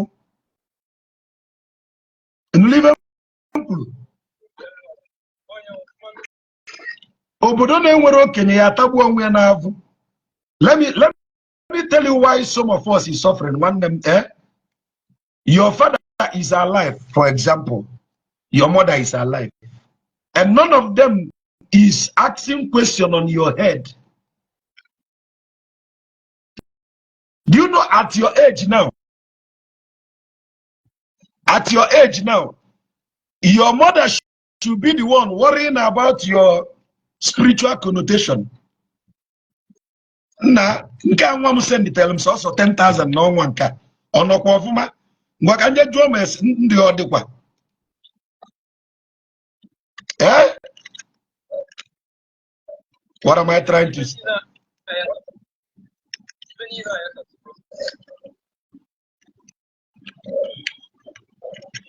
Nwanne m ibe mma agwadebe gị bụ n'obodo ọbụla na-enwero ndị okenye ụmụazị ya nya ijenugo n'afa esi ma ị bịara ịjụ ma ndụ gị ọ dị awụ afịa bi na na-asị gị nna m ndụ gị dị mana ị ya atakọta ya aja mbọsị aba ya agwa gị ibe ị ya anụ ụdị ya ndụ gị dị o mana ị ya atakọta ya aja ọ kọndishọn obodo na-enwero okenye na-afụ o nwere ibe okenye ya abụọ ọnọdụrụ nwata ọ dịrị ya mfe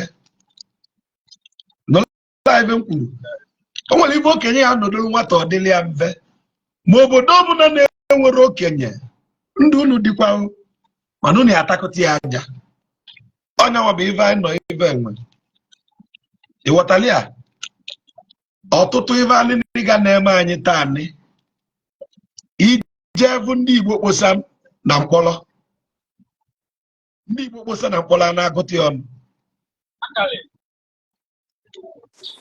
ada agụta ya ọnụ mana nke bụ afọ na-abịa ma ọ bụ na ya gbara mbọ mara ibe anyị mere nwaanyị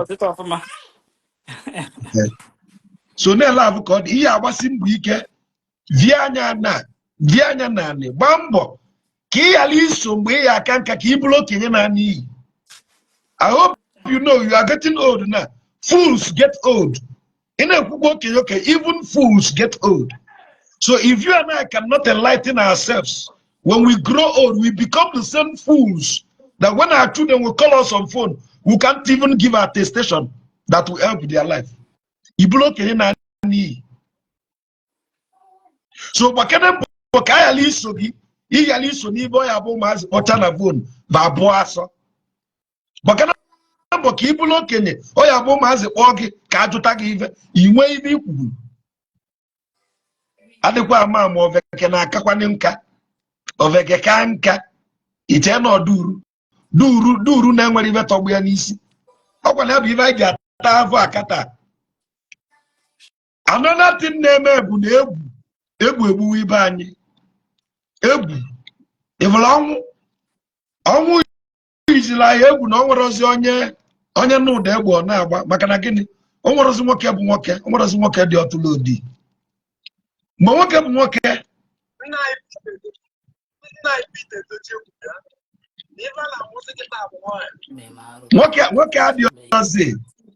nwoke adị ozi emechewa anyị niile anyị na-asọ ọnwụ ibe ndị be anyị na-akpa na-asọ yiri emezila anyị na-akpọ kwurukwuru na ọ bụ na nwoke bụ nwoke o nwere ibe bụ nwoke bụ nwoke ọsị ibe abụ ọsị gị na taanị bụ ije echi bụ akụkọ ibe anyị emechi ya mee taanị ma nwoke anọrọzi ibe niile bụ amụ bụ nwoke taa ihe asịkwa onye amajala obele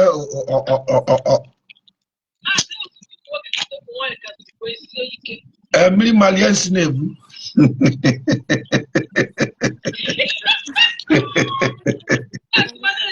ma na-eziokwu okwu ahụ ikwu ihe nji bụọ gị iyi bụ na ọ dịrị ọrụ gị ikwu ịmakwa ihe bụ ikwugbu nwoke nwere ike nga makwa ife ihe kwuru bụ na ikenga nwoke ikenga nwoke ka ịbọli ọ dịrị gị ikwu ọ desi gị kwuo kpuchie ọnụ nwaanyị taa mechie ọnụ n'ụwa mbụ ụwa kịta akwanụ n'ụwa mbụ ịbụ okenye mụ na gị kịta ụwa nke akamụ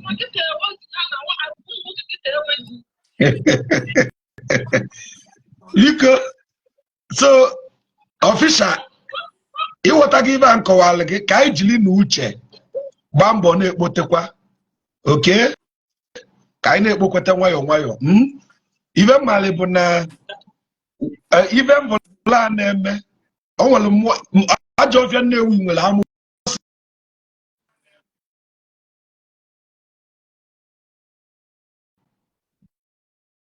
nụla ibe ajọ bịa Nnewi siri na ife enyile enyi ese itego ife niile enyile enyi na-ese ite kata so nwee ndidi oge na-adịrị anya anyị abụ ife ịnụọ gị nwanne m deje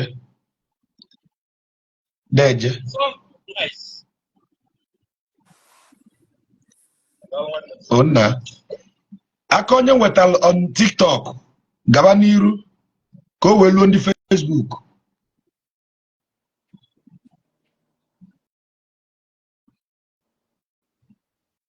aka onye nwetara ride on make your contribution please ọ na-alalụla nna m na Facebook gaba n'iru o ekene gị n'ụtụtụ mụ abụ Maazị Izuchukwu ọnwa bụ anọ m na UK obodo nke Sunderland na-agba n'ike mgbe ka mma aka m ga-esi wee funwe oge bata life gị ekene m Chukwu n'otu pụrụ iche na emefugo na enye na-eme a na-eme m aka n'isi obere ka mmadụ dịka mmadụ kwesịrị ịdị n'obodo ọbụla ịbata ị na-eme ka a sị emetụ obere bet ihe si na ọka ntinye n'okwu a bụ na ọ dị ka ihe ikwu isi na ihe nyere enye echejitewego my father bụ cat keys na anyị nwere onwe anyị gacha fam nwanne m niile gacha secondary school but a lot of things mere na ndụ start questioning na-echeki gasị things na-ajụ onwe gị usoro a ihe a bụ eziokwu ka bụ achị ị na-emecha na-agụkwa some books ị na-find out n'ihe anyị ndị a na-agwa anyị achị dị n'ime ya o but na ka mpa esi bụrụ okenye ịkọchara ya ihe niile ọzọ gị ka ihe ọ ga-emekwa nọ nke a bụ ihe nke nna ya gosiri ya ụzọ mmekọta wee travel wee bata obodo nọ n'ime ya maazị oge nke bụ eziokwu ụrụ ndị na-aba na-aga ụka they don't go to church ndị be ha sef bụkwa ndị ogbenye na-ala ike ndị ogbenye anyị na-aga n'ụzọ aja amụ anyị maka a na-ayọ iyi aja ayọ nwanne ha ihe anyị nwebụ ndị isi ojii ka a ma na anyị nwere the tenderest heart to give ayọkwa anyị ya enye ha ya na-agwọ nda kedu ka ndị a ga-afụcha ụmụ nwanne ha niile ọ bụrụ anyị nwa bọbụ n'afọ anyị maka a ga-abịa yọọ ihe maazị nke bụ eziokwu bụ na anyị ma na mmiri agbalụgo bet na anyị kere Chukwu n'otu pụrụ iche ka gị na oge mapụtara ilu ọgụ anyị na onwe anyị ga-agbakwa mbọ wee na-emekwa nke anyị kwesịrị isi na-eme at least n'isi ezinụlọ na ndị ụmụnna ka a na-enwe ndị bụ ndị eziokwu bet na ọzọ dị ka ibi ya gbakọrọ ọkpụrụkpụ ọnụ bụ ihe maka ego ihe na-achụ na ka nna asị ọ bụrụ na ọ dị pọsịbụl na a ga-enwe nwunye dịka steji ga-eru ọ bụ na anyị ga-anọkwa saịda na-edoneti nke anyị enweghị dịka Igbo banking o nwecha ụmụnna anyị nweta ideas to establish something but na nwere ebe a ga-aga nata nwuo loan obodo a na ndị izi nata loan any ideas ọ bụla inwe dị gị izi nata loan here but na be anyị na bụ gị idejugo proposal nobody is giving you funding so enweghị dịka Igbo banking ịghọtago ga-enye nwe ụmụ nwanne anyị ohere ihe niile abụrụ mmadụ ịgbaji obodo oyibo onwe ndị nwa idea ihe ga-enyere nwe ha aka bete nwere ebe a ga-anata nwa ego anyị nwa na-aba a na-atụnyekwa ndị onye nọ na mba nwee ihe ọ nọchitere onye nọ n'ụlọ nwee ihe ọ nọchitere onye nọ na mba ndị be anyị si na anụ ji eze arị enu ma isi na-enu inu some people nọ na mba ahụ ji ezigbo ego but na amara ebe nye ezigbo mmadụ a ga-enye a ga-atụkwasị nwa obi wee nye ego ahụ ịghọtago so na-esi wee pụta enekwana anya n'azụ because a ga na-atụ gị iche ka ama ka ị ga-ada a ga na-esete gị trap ihe gbasara ego ka ama ka ị ga-eriwe ọnụ ịghọta anyị na-eche gị mụ na ezinụlọ m sef na-eche mgbe ị ga-abịa UK anyị ga-echi from Sunderland na anyị ga-abịa afọ gị then anyị ga-akpakwa a lot of things mgbe oge na-adịrị aka nye ohere maka ndị ọzọ na-aba nke mụ a na-ekwuchi gị ka enwe ihe ga-enweta nwa ego onye na-echi anya like a na-atụnye ego si abụrụ na £1 £2 onye a na-atụnye audition a ndị be anyị ga-enwetanwu loan easily from that angle onye nwee good idea a ga-enyere nwe ya aka ka afụfụ akarigo na be anyị nke bụ eziokwu bụ na afụfụ akarigo ọla akwụkwọ gwụkwọ kọla m n'ọnụ ka ọ dị maazị ọ dị abalị gị nwanne m ka ọ dị na UK abịazịa UK ka anyị nọ ya okay ngwa nke ọ dị sa biko onye akpọrọ ya kpọọ ibie o onwere onye ọzọ nwere ibe ọ ya apịla anyị n'ọnụ akọ ewetara na alala ụla.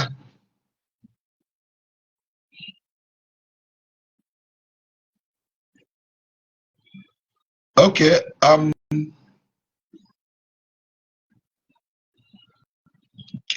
Henry Zubi, you need to update your Facebook. Your Facebook is actually the problem. Update your Facebook.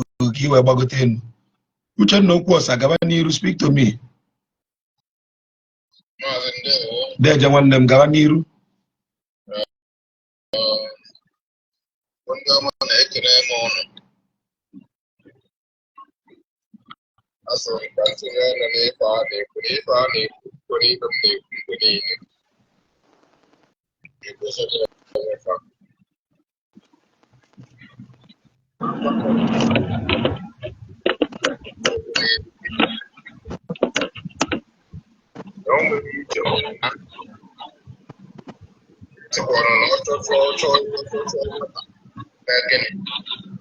Naba n'ikwu nne.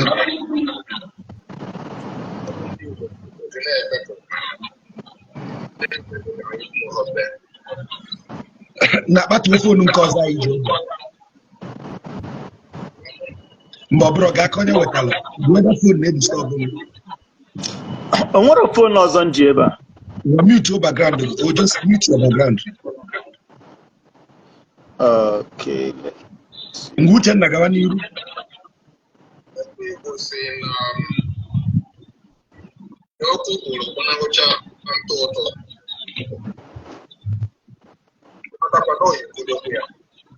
Mana eziokwu.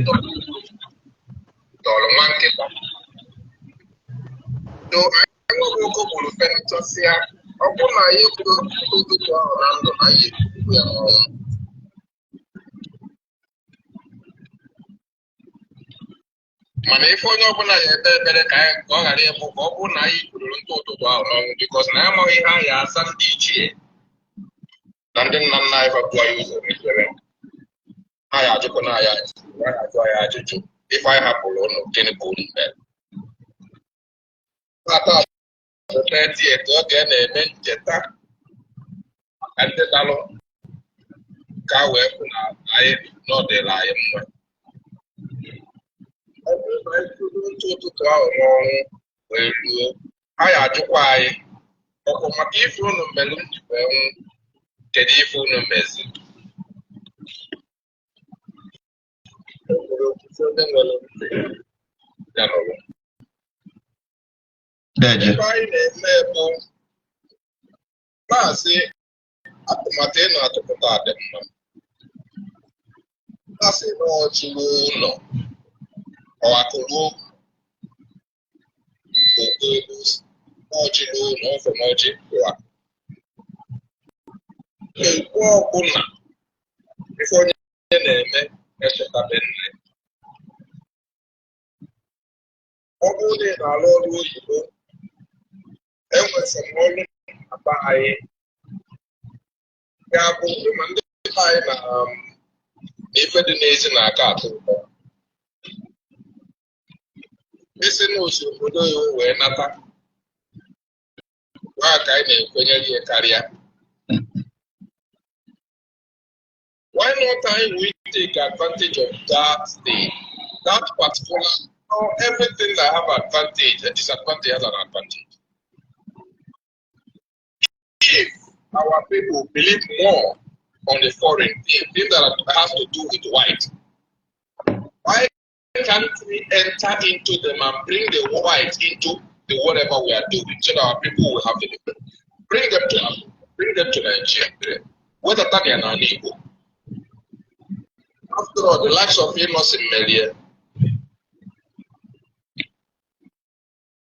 they may be an agony till today. If it is familiar,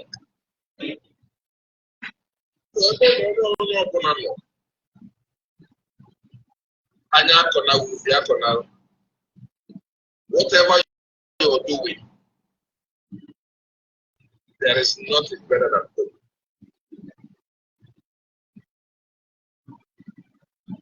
I don't know.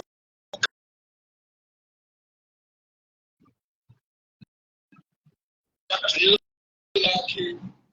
Na Kurogaka, Nebo Kanga. Because now my Kaisi. They're buying on I am one down the Uchiaka.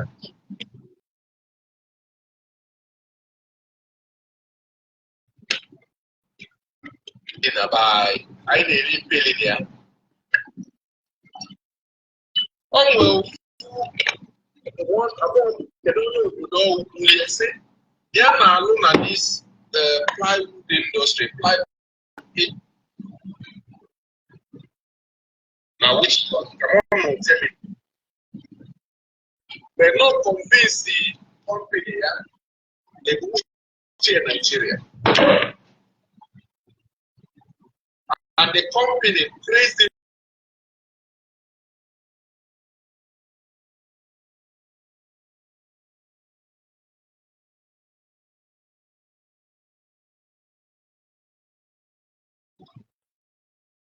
And couple name no because we know when I took a is where Patapa that Tomasian and Nico in the Batua.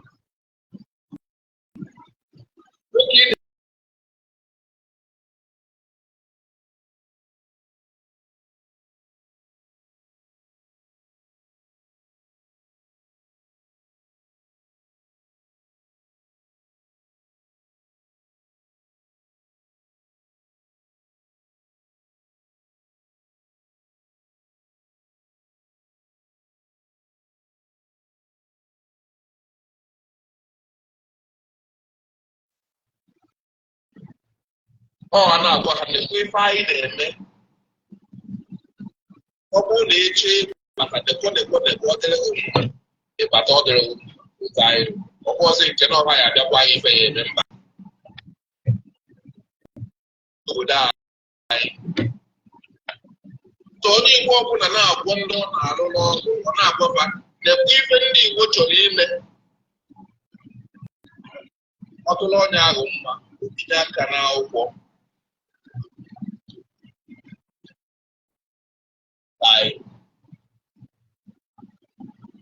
maka na asị anyịkọ mmamịrị ọnụ ọgbọ a na-atụ ya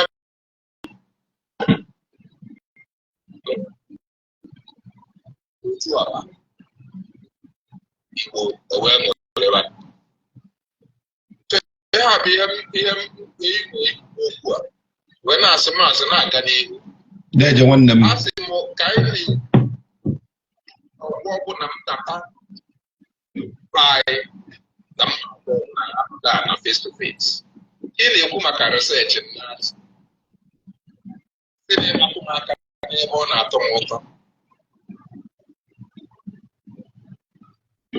maka na o nweghị obodo ya aga n'ihu ọ bụrụ na ha atọghọ ntị ala wee anya na mmiri wee n'ezie ihe nọ n'okirikiri fa wee sị kedu ife n'afọ ka ewepụ ife nnukwu ahụ n'etiti anyị na mọdụ ụcha nke ndị oyibo na-akpọ ji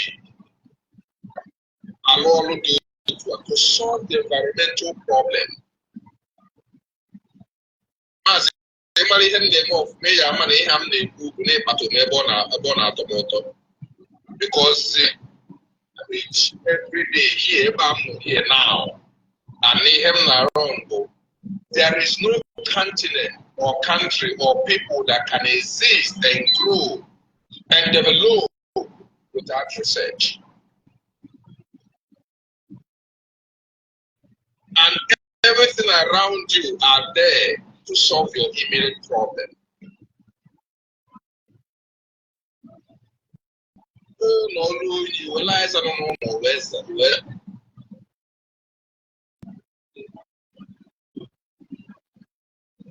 No, one of you that say assistant as in can do a bolo say I walk up. Well, I'm back in.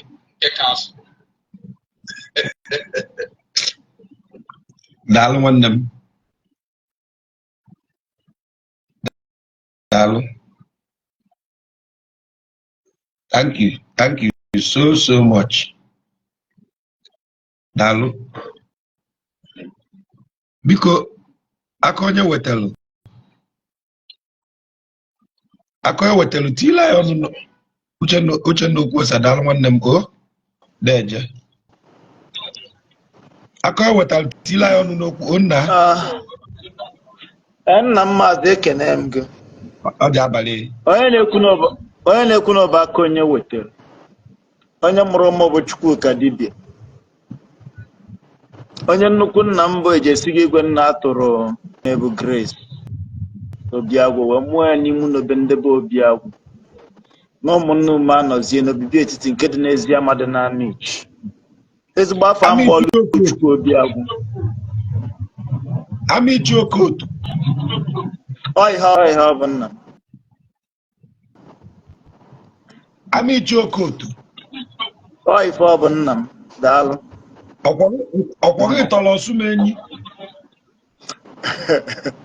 Ka anyị hapụgodo onye tọrọ ibe maka emetie aka ebe ya abọnyite ife na ajọ ọfịa na-esenyitego ka a ghara ihe ebonyite bụgasị ife enyi gasịrị enyi. Ka anyị hapụgodo ibe onye tọrọ ibe na onye atọghị ibe. Dịka m si ekwu ezigbo afọ mbọọlụ Chukwu Obiagwụ diọkpara Chukwuka dibia wee kọwa. Achọrọ m itinye ọnụ n'okwu na ife ndị ikwu gasịrị n'abalị ya. Nke izizi bugodo na ihe gbasara Biafra Day, the way forward. The way forward mụnwa na-eche nke bụ eziokwu obodo atụna ya sọ bụ eziokwu na anyị chọrọ nnwere onwe anyị, but na ka o siri wee gbatakwuru n'ụbọchị taa bụ na anyị ka nọtọ n'ime obodo a na-akpọ Naijiria.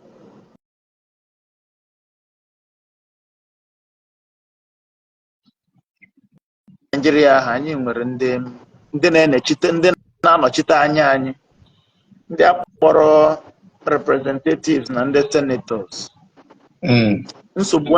Nsogbu anyị na-enwe bụ that na anyị ndị n'ọnụ oyibo a na-akpọ masses amarọ ikike anyị nwere, because ọ bụrụ na anyị matara ikike anyị nwere, anyị ga-achọpụta that na ndị a na-akpọ ndị senators na ndị representatives bụ anyị nwa ka ha na-arụrụ ọrụ, anyị nwazijere ha ọrụ, anyị nwa ka ha na-arụ ọrụ. So ọ ihe anyị kwuru ka ha ji eme, na ọ bụ ibuba kwuru ka anyị ga-eme, because maka na onye ọ na-ama njebe Abuja n'ihi ya ka eji wepụta mmadụ dịka mmadụ si ha ji enọchite anya anyị na Abuja, and ihe anyị gwara ha ji eme na Abuja ha ka ha ya eme. Ya bụ na ọ bụrụ na anyị ndị Igbo chọrọ nnwere onwe anyị, mmarụ na ikike abụọ anyị ka ọ dị n'aka, anyị ga-achọpụta na anyị nwere ikike ahụ ịkpọchigata ndị ahụ na-anọchite anya anyị na Abuja si ha na ihe anyị chọrọ. Ọ bụrụ ọzọ ihe eje Abuja eje na-adarụ ndị isi ala, adarụ ndị ugwu, adarụ ndị ofe mmanụ, ka ha were na-achọ akpa ha, na-achọ akpa ụmụ ha, gbagharụzie ndị dujere ha ya nọchite anya. Ihe njekwa ihe a were pụta, o nwere post gị nnenere ngoro eseda na nọ na eyibe ha uwe ndị ugwu, eje ha jesoro ndị ugwu kpọọ isi ala, mana ndị ugwu bịazie n'ala Igbo, ndị Igbo anyị kwesịrị ime ihe na amanyezi ha nzu, amanye ha ọjị ka ha tụọ nzu ụwa ọjị, a na-ene anya n'ihu. Ọ bụrụ na anyị ndị a na-achị achị wee nwee ike dọpụta ndị agha na-esiri ha ga-enọchite anya anyị, si ha da unu ruo n'ugwu ihe unu na-ekwu bụ ihe gbasara anyị, na ọ bụ ihe gbasara ọnụ nwa na ụmụ adọrọ m shọ na ala Igbo ya adịọ na o si wedo n'ụbọchị taa, because ala Igbo bụ jonjoroko ka eji eme na obodo a na-akpọ Naijiria. Ahụmahụ maka ndị ebe na-abịa kewaa anyị sị ma ndị South ma ndị South East, ka anyị hapụ ndị South East na the 5 Eastern States South East. ọkwụsọ ọsọ Abia steeti ka eji eme ọnụ n'ụbọchị taa. Ndị ọzọ ebe ka ha, ndị ọzọ bụ eje ha Abuja edieru ha alacha ha echigata azụ n'ala Igbo kọrọ anyị ka ha wee bụrụ ya. Menụ nke ọzọ bụ abata na ihe omenala aka nji abịa na ịchụ ego maka amana na okwu akpụ n'ọnụ taa dị n'ọbụ ịchụ omenala anyị mụnwa were na-asị na ndị dibịa anyị, ndị eze nwanyị anyị, na ndị eze nwoke anyị, na ndị aka ji ọfụ anyị, ụfọdụ chọrọ mfa ncha niile o, mana ụfọdụ ahụ bụ ha bụ ndị ka n'ọnụ ọgụgụ so n'ihe bụ n'ihe anyị na-arịa n'ụbọchị taa. Nwata nwa afọ Igbo ya pụọ jee mba kwuru mba, chaa mmiri ịsa, chaa ihe niile ọ na-achịcha, jee ebe ọ bụla o jere, gbaa mbọ gbachaa mbọ niile o ya agba, buru ego batazie anyị Igbo. Ndị Anambra steeti Soludo si anyị ka ọdụ ke gọvanọ nke nọ bifo Soludo si anyị anyị cheta unu akụrụ unu ije gbaba mbọ ahụ niile gbawawere. Mụnwa bụ Hong Kong ka m nọ HK maka ịkpọkarị ya na HK na mgbede a ịkpọkarịgo HK n'ogbede a agbaba mbọ niile ha na-agbawarịcha abata unu, ọ bụrụ nsị na aja ka eji were na-ememigasị ụmụazị batara ịbịa eme ego ha invest bịa ruo n'obe nna ha bịa egosi bụkasị asị na anaghị ka esi ekwu ya n'Igbo. Nna Chineke mekwere m ebere n'abalị taa. Otu taa m nwetara Maazị Dibia, amara m ihe niile na-apụsị n'isi, amarakwu m ọkwa asị na asị na-akpacha na ka batacha akpa eburu bata n'ụlọ ka aṅa ka esi ekwu ya lotezi ma ọ na-esi atụ ya n'ime eburuzie ego nwanụ batazie n'ụlọ nwanụ ka m edozigasịa ma dozigasị ụlọ megasị ihe a na-eme. Ọ bụrụgasịa ndị nna di ka a na-ayazi a na-akọ nsị akọ aja. Dom biko ndị na-akọ nsị, ndị na-akọ aja ha ọ bụ ndị dibịa na-agwọrọ ha nsị na aja asị na iruo n'ugbukwu na-ama pin n'ahịa a na-akọ ya ọgbara akụkọ. Ọ bụrụ ndị dibịa, ọ bụrụ ndị eze nwaanyị, ọ bụrụ ndị eze nwoke na-agwọgasịrị ha ụmụ ntụpụrụ ha enye ule na ọsị ya ma ọsị ya ji akọ ndị ọzọ. You find out that na ị na-ekwu okwu back to omenala a na-asị gị ndị na-aghọta ha etuo ọ na-afịa ahụ, ọ na-ahịa ahụ ịkọwara ndị mmadụ that na omenala na ọdịnala dị iche na onye na-akpa nsị na onye na-agwọ aja, because na onye ọbụla ya achịkọta ha ncha niile bụkaị na ofu ụkpa. Ya ka m jiri wee sị na ndị dibịa anyị na ndị eze nwoke na ndị eze nwaanyị anyị na ndị aka ji ọfọ anyị ụfọdụ n'ime ha so n'ihe na-eme o ji eme a na-ekwu okwu ọdịnala ọdụ ka mmiri a na-agba n'elu okwute. Butu ihe m na-ekwu na nke anyị nkịta bụ na ngị okwu gị kwụ ọtọ ma gị burukwe n'obi na anyị na-ayọ Chukwu ka ife anyị bụ n'obi mezuo. Ọ nwere ọtụtụ nrọcha anyị na-emefu ka ndị mekaniki ka anyị wepụ ndị mekaniki n'ime ndị ala gaa n'iru metụ aka n'ebe gbasara ego n'ebe a ka anyị nọ. Okay, na n'ebe gbasara ego ataipụọna m edego m ọtụtụ ihe odide ebe a na ọ bụrụ ihe mma bịakwube n'akwụkwọ a na obodo abụ Hong Kong nke m nọ na ya enwere so many opportunities ndị obodo ji agbara ego. Ịbụ mma ndị be anyị ndị Igbo ji akwụkwọ nwetara akwụkwọ obodo bụzi ndị obodo n'onwe ha because ọ ndị obodo ka mma akwụkwọ ha ncha niile ji agbara ego. Kụnwa na onwe anyị nwa na onwe anyị ji agbarụkwu ya ma ego, mana ọ bụrụ ihe mma abịa kwube n'ihu akwụkwọ ebe a na ọ ya ka m jiri wee jụọ sị o nwere ka m mesi wee nweta ego ka anyị kpaa ihe a one on one. Ọ bụrụ na atụmatụ a na-elike ya good and fine. Tụọrọ m ya na China ma ọ bụrụ ya nwa na-ese Manku eba any drink muna gana be pa one on one. Well, I just show you here. Eh? Mazin,在这里我不说真的，我不说真的 Okay. 真的，我刚跟你说一个一个，我跟你说，你知道我说什么？ Okay. Yes. Aya ka njiri wejo onwere na nwere ike isi wee nweta gị. Ọ bụrụ that na ntebụl my proposal, if it does not augur well with you, oyibo nsị na mee ha asụ ọkwa ime na m nsu oyibo n'abalị asụọ na m Chinese wee sụkwuo ma nke nwanne bụ oyibo. Ọ bụrụ na ọ banye udo dị anyị aka na-aga, mana ọ bụrụ na ọ banye ofu ihe mma bụ dat na ọ bụrụ na ọ banye ọ bụrụ na ịghọta ebe m nwa na-eje ọ bụrụ ihe anyị ga-emenwu. Nna m ịma mkpọ kere Obi Kubana, ịma mkpọ Joey Zaza, ịma mkpọ ka egasị ndị a kpọgasịrị afa ha wetara gị ego. Nna m ihe eji aka gị wee gbara ego, ihe eji aka gị wee gbara ego. And ofu ihe dị ebe a bụ ọ bụrụ ihe ụmụazị na-atụ akwụkwọ adị atụ akwụkwọ. Ihe a bụ ihe dị legit, ihe a bụ ihe dị legit obodo mamake. Don't worry, I'm going to post my number. 150%. I'm going to post my number. I'm going to choose phone policy. Can choose phone policy post your number. Makarama munge debu di phone. Kambe kaime yetu hapo. Okay. Udod.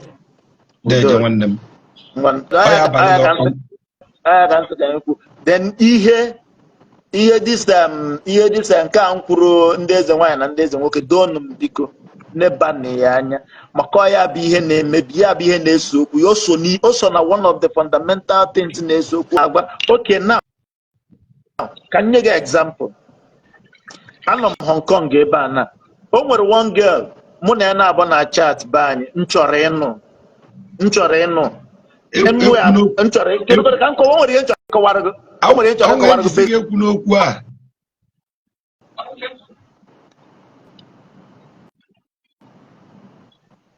Ana m ayo gayi o nwere ihe ekwu n'okwu a. Okay. Biko. Okay. Biko. Udo. Ngwana nna m mgbatuo ka onye ọzọ wee gbago. Ọ bụrụ na ya atụrụ m akara ka mgbatuo ka onye ọzọ wee nwee ike gbagote. Ọ bụrụ na ya atụrụ m akara ya tụọrọ m akara dị ka anyị kpaa maka ya bụ nke ka mkpa ka a mara ihe a na-eme. Anọghị m n'ogologo okwu. Ihe nna m nke ahụ na a na-eme ka emebe ozi.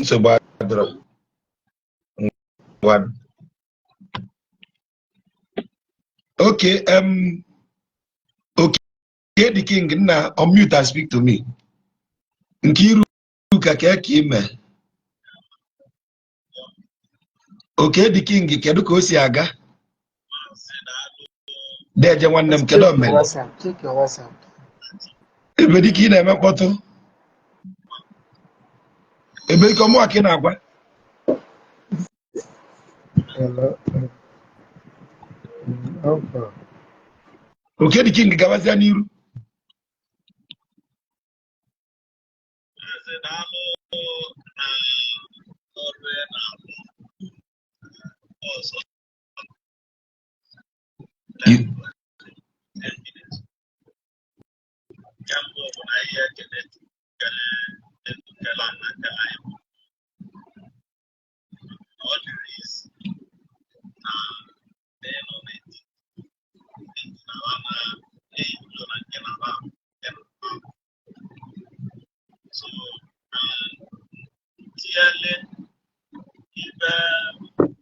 Okay, diko bifi gawa n'iru onye nne dịka ịbụ.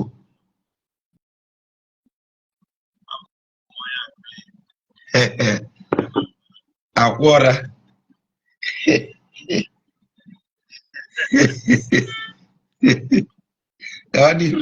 Ganiru. So, yeah, especially last.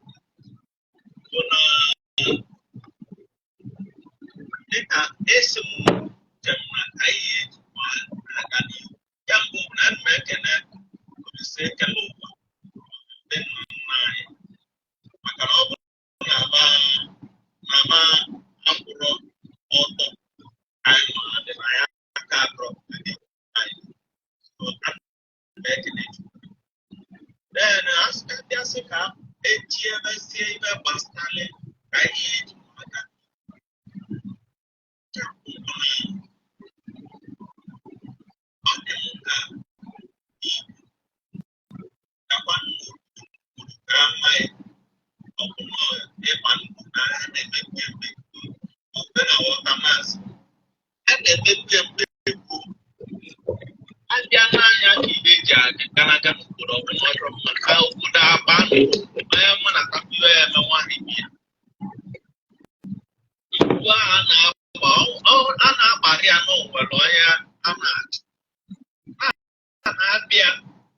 ka ekobido uke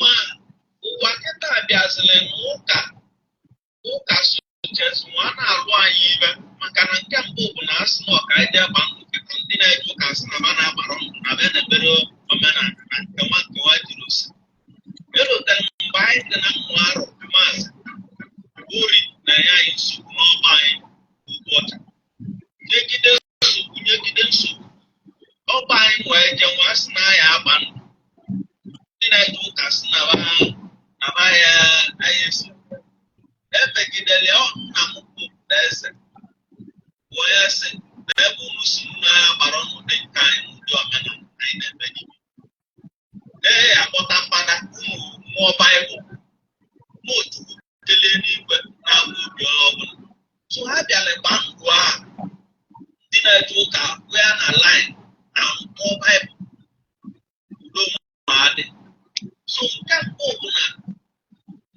ọ bụrụ mmadụ niile ekwetacha maka na ịma na o nwere ndị bụ ajọ mmadụ n'obodo ọ bụrụ na ndị a bụ ajọ mmadụ ekweterọ agba anya na ụmụnna ugbu ya pụta gbachiele ụmụnna ya na anyị ụmụnna anyị mana akapụ ya ji ibe ya eme n'obodo anyị agbaghị ya n'obodo nwanne gị kpata ego ma ndị asị ka ọ bịa dozie obodo abịa ka ndị ọzọ rụọ ọrụ enwe achọ ka ime ya ibe dị n'obodo ejikọ gị na ọ bụrụ abụ so ya bụ nke mbụ anyị ga-ebido nwa bụ onye kpatakwa n'okwu ego na wụnetịa na ndị Igbo si na onye gbalịa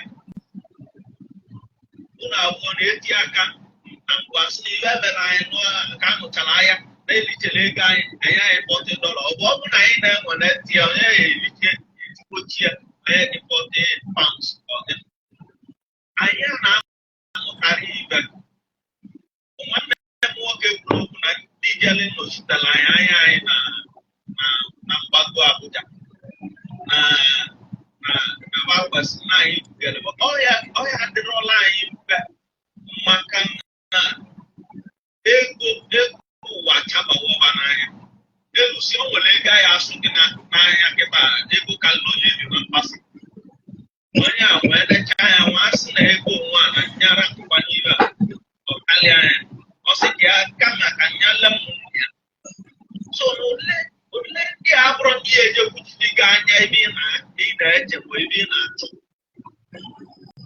o nwere ụdị ego na-ekwu ebe a na-eme egwu echeba a na-esi n'ọnụ ụzọ na-apụta na-agbalị nwarịbịa na ile mmaekwurugwe ma ọbụla nke ka na-azọsi onye na-ejezi ga ndị a na-anọchitela anya so anyị ama ntụkwasị obi na ndị a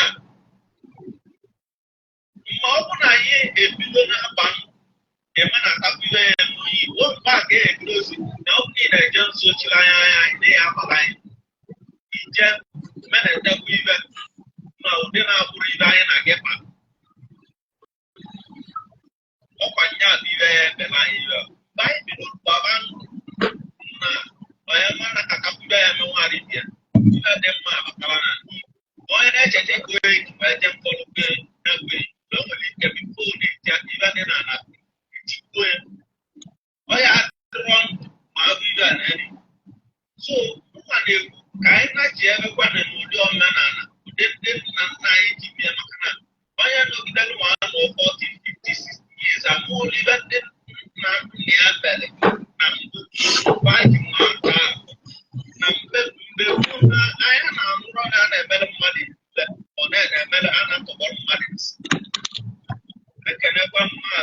Deje nwanne m. Deje nwanne m. Ọja abalị gị. Amaka meele gị nwanne m. Deje nụọ. Ehe.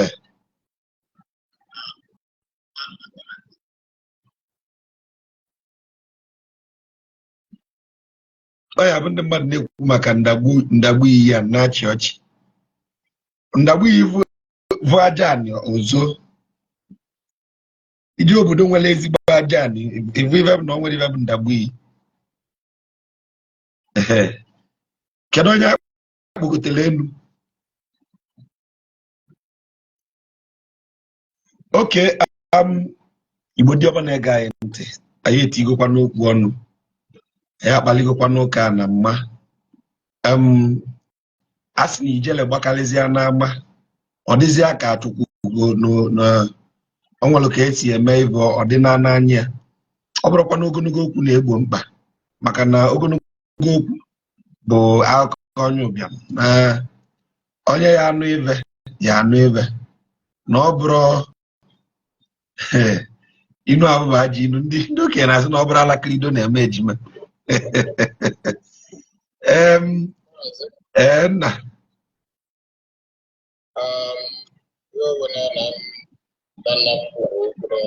okay. Mana ka a na-ekwu ka a na-ekwu nke ka a na-ekwu ibe ya. Nwere ife ego ya alụ, nwee ife iji ụkwụ ya alụ, nwee ife aka ya alụ, n'ife niile a na-ekwu maka ya.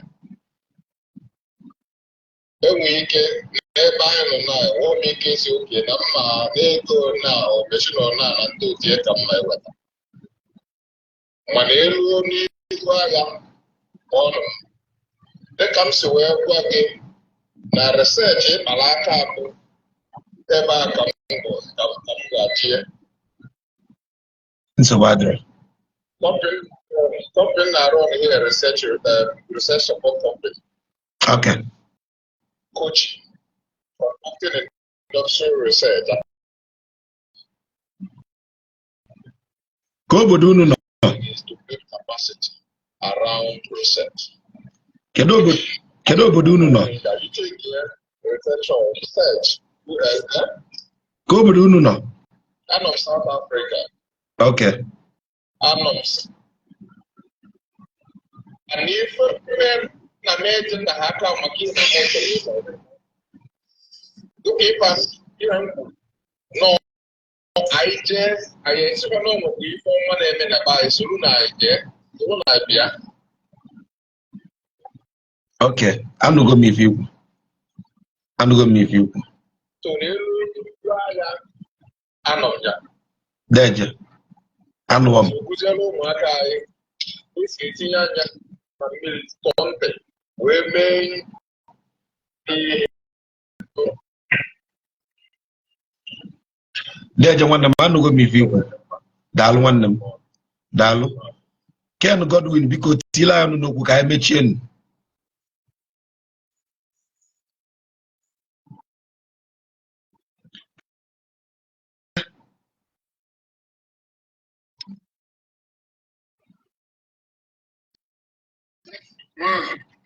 Kedu mụ na ya na-ekwu?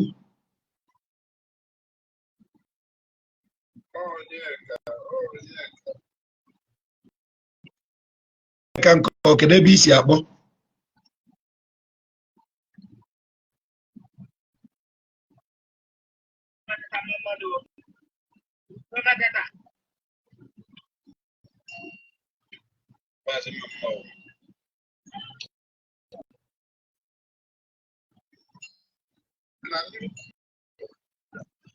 onye ka netwọk adịrọ mma ebe ị nọ, netwọk dị very bad ebe ị nọ.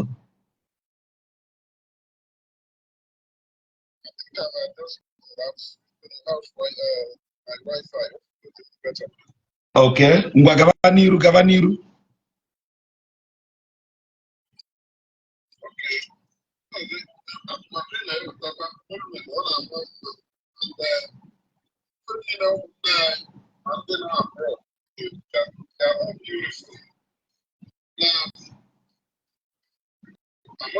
Okay, maybe can you look like almost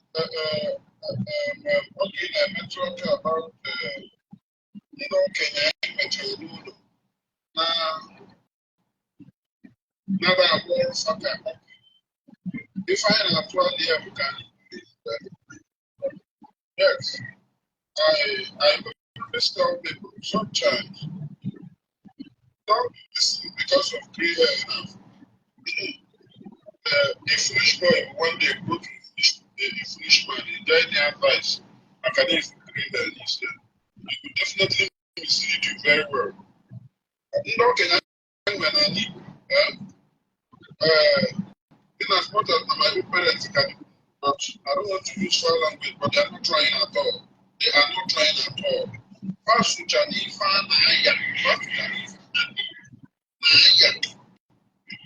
Father, who is bed, money is bed. They will not find this way to want it. You know, it will go across you.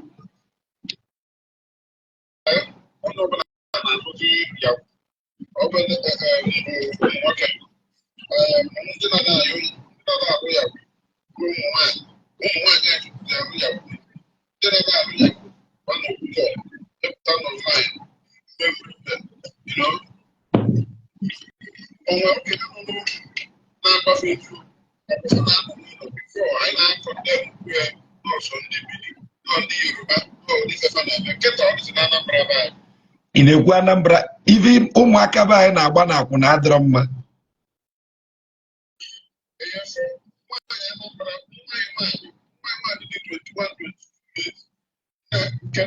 This girl graduated, she got graduated 2 years ago. Able to go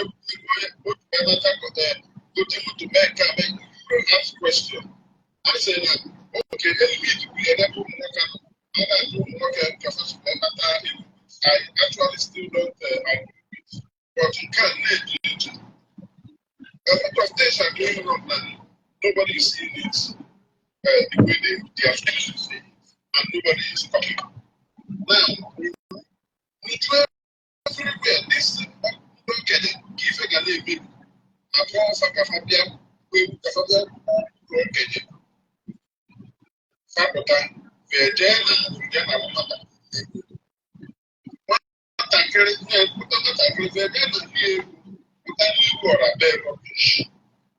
Some of them we are kind of fire from here from was in the mouth. They need to be people are first losing confidence on the village justice system. If you're one of the analysis and equal always balance. You don't analyze balance, you're best. One I want to help with that. The next thing you have a few weeks, absolutely clear to me. But they have no belief that you don't get it. Because they put it except once. You will have another leave. One metro one year, you do not.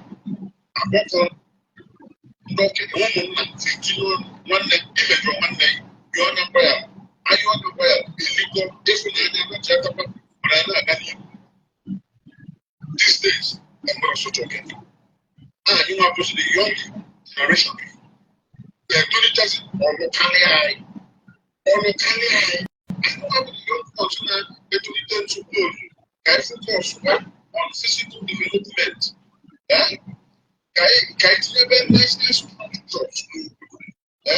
We but if the minor as small boy I can say oh I can't because it would give that everything but broken.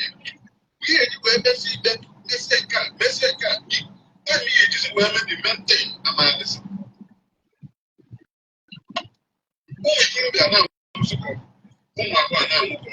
Every day, nobody is talking about it. I can hear it. Nobody is talking about it.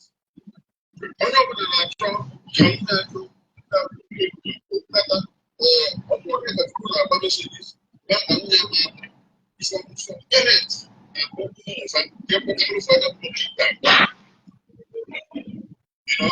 nobody is saying anything. Well, come to the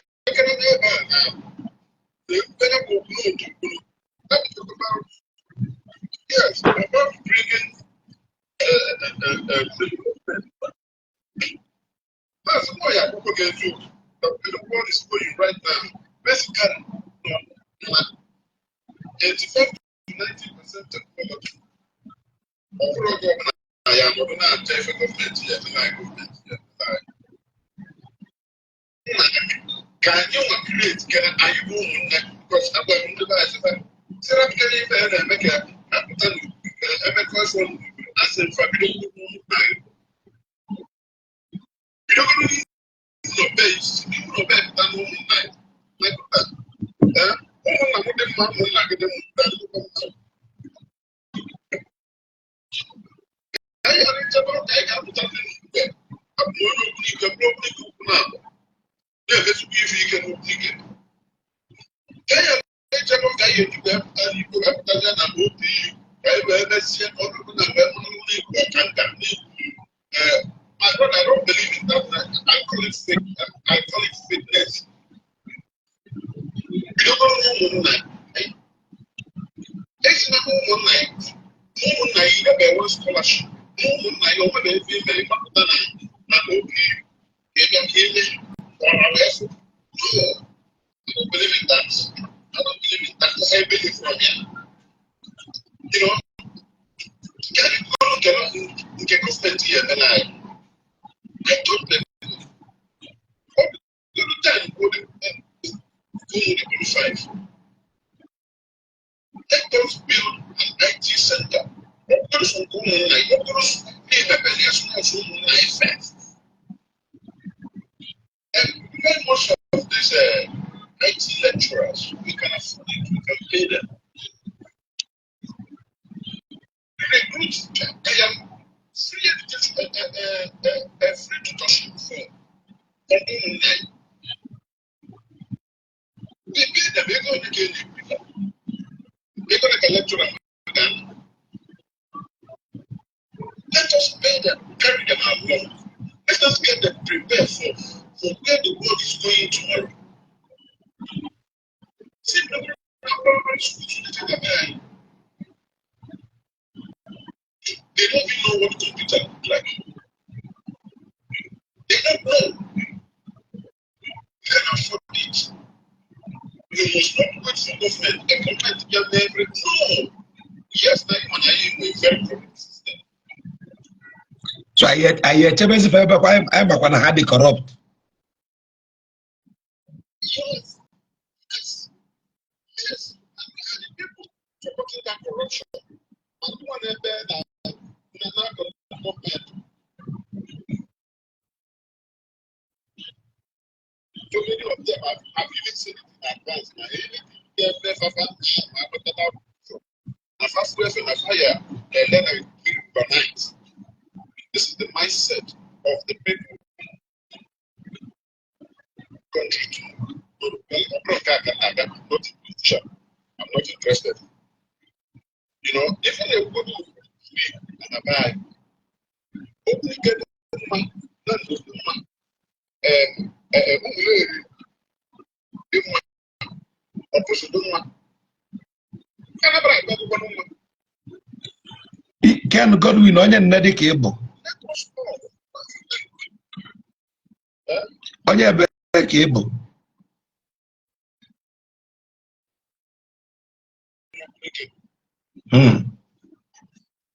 Igwedo ka nna abụzi tani. Ana m anụ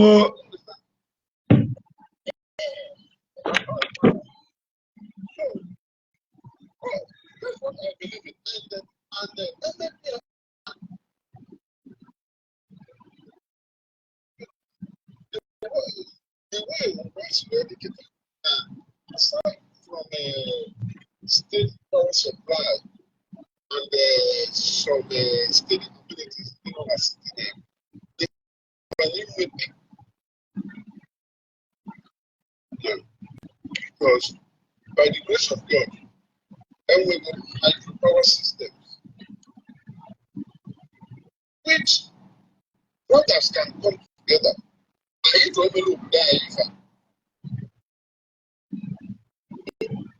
can bring that development. Are you ready, man? Ekotana City, Ekotana Lagos,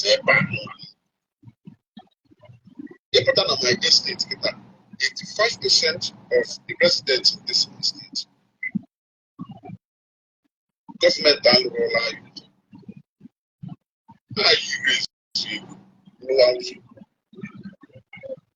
and all you are a very nice community.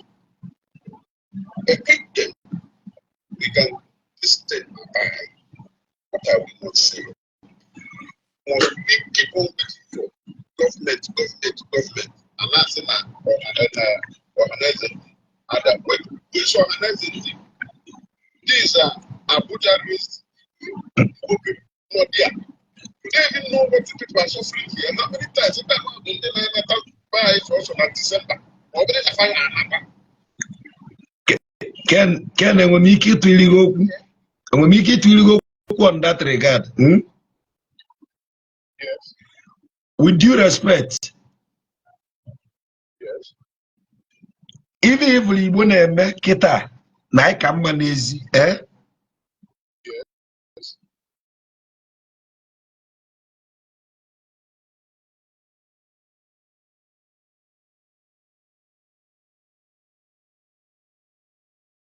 na even na-ekwu a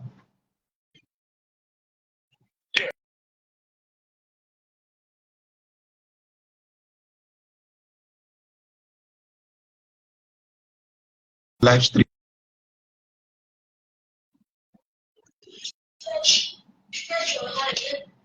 Ken Godwin na n'okwu m. I'm an engineer. Although your network may bridge a little. Mana ọ dịgo makata. But I can hear you now. As far back as 5,000 BCE, in our ancient civilizations, in our can they buy jecho obodo dị iche iche, dozicha obodo abụ, mana alụrọba ya alụ. Ị na-even na-ekwu, including nke eji agwa ya okwu ma lụọ kịta. Ego akwụkwọ ọbụla ị maara ka ife bronze si wee bido. Maara ka esi wee nweta this present Idu bronze work niile dị n'Idu ma n'ife. Ọkwa ndị be anyị ọ na-adịla izi ịpụ ọbịa jeme obodo onye ọzọ dị mma dị elu mana be anyị na-asụ oyi. I don't know. It's okay because when we go that thing, that thing severally in an association. I have said it severally. Why are we investing? No, I do not have the right of your own choice where you want to invest. But at least man, I say I'm not because look at the mansions we all are building here in Lagos. And most of these people building these houses, probably if you manage well, maybe 3-bedroom bungalow. You know, but when you come to Lagos, they are living in 8-bedroom duplex. You know, I don't have any right on that anyway. We cannot go to that aspect and come back to the main thing, which is development now. If we can do this, like, let us catch them young.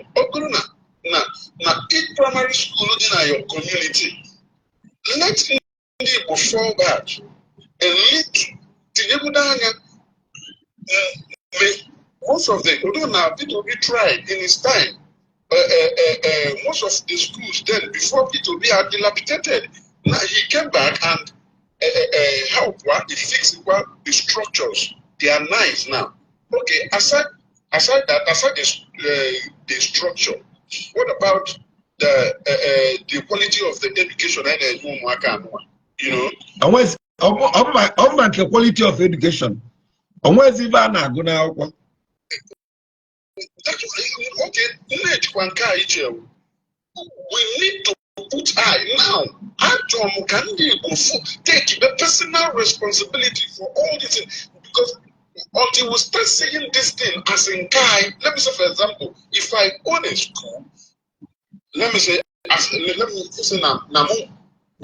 school employer teachers and the proprietor to come and foresee the running of the school. As the owner of the school, time to time, I will still be coming there, not just only checking how the business is going. I will also check the quality of the service my employees are rendering.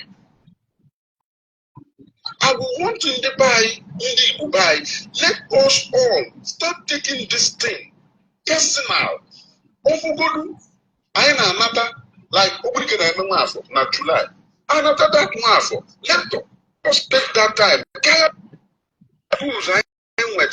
Now our community, 12 work hard to do, 12 teachers had to do, 12 the headmaster or the headmistress had to do, and know what they are serving our children back there in the village. Because one them Gulie Nobi Nani Baiketa, starting from with due respect, Iagota teachers on GTC to NCE. To have knowledge is different, but knowing the teaching methodology is another thing. That's true. Yes. I'm talking from experience with those TC2 Teachers Training College. Yes. The fundamentals akuzi na that program. Teachers also in that program. Ndị manage the NCE till today. This kind of teachers the exceptional. With foundational knowledge of teaching. Imalgodiabu set induction. Maliabu peer-to-peer management of your pupils. Ndị nkuzi ebo onye gugidere ago nenete wayek. Onye nenete wayek. Retain we na school ke we kwuo ya cheap level. Iwota. Omariabu curriculum standard esi akuzili ụmụaka ihe. Onwerozi ife a na-agụ n'akwụkwọ kịta. Because we don't have trust in the government anymore, in the government education system. I believe then I know in the early primary school then.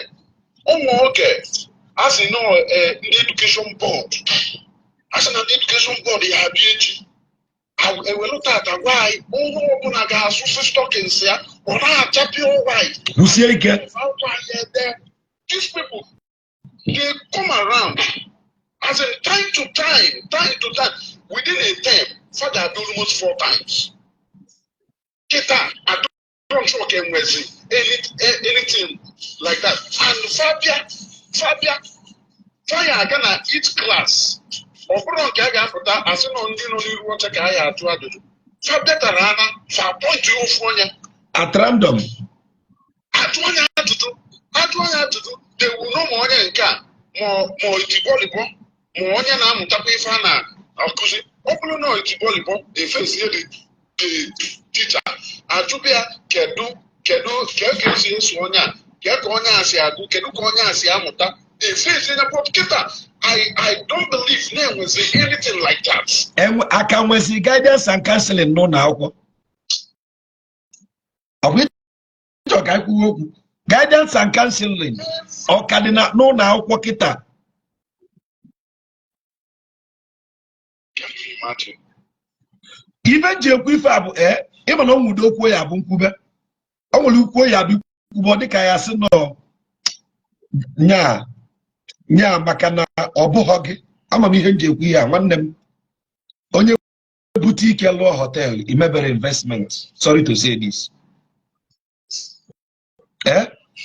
Entertainment sector, we are thriving in that place. Manana magogo bro se ba ka ego di. Awefu hotel pulu hotel line alu. Ọ dịchakwa mma. Mana onya melo na ụmụaka anyị na-elezi ike tọlọtọlọ.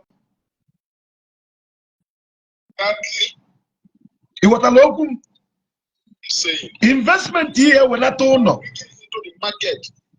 What you bring, one them a hotel with capacity of 50 rooms. May expect kaya lin on yano. Other mother kaya bubiaba. Now, audio fine na gokuzi. Imano kabia with prosperity message. No man na changes audio offer na go. Iya nuzi oke nyebo na go mother fosia. Iya kalisi obo ise. Gina chigo bata ni ya kali obo. One day, when the foundation is destroyed, what can the righteous do? Ausa bata walker. Would even even a bani kata. Nava chineke. Sorry to say this, so mano ezo kama. Asino kefe zanani Igbo. Iba nagwe kangwa gokumute. Sika acho ụmụ agbọghọ na-amara nwoke na Igbo. The age of 20.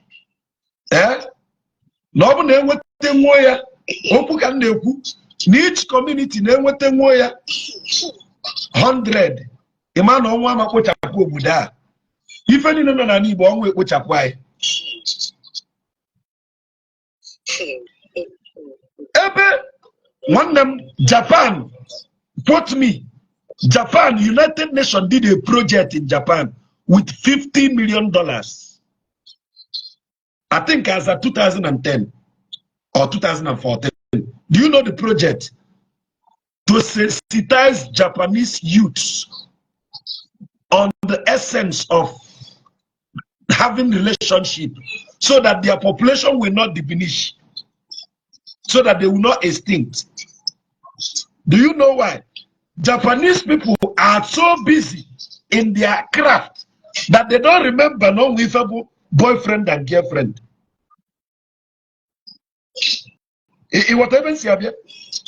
They are so engaged.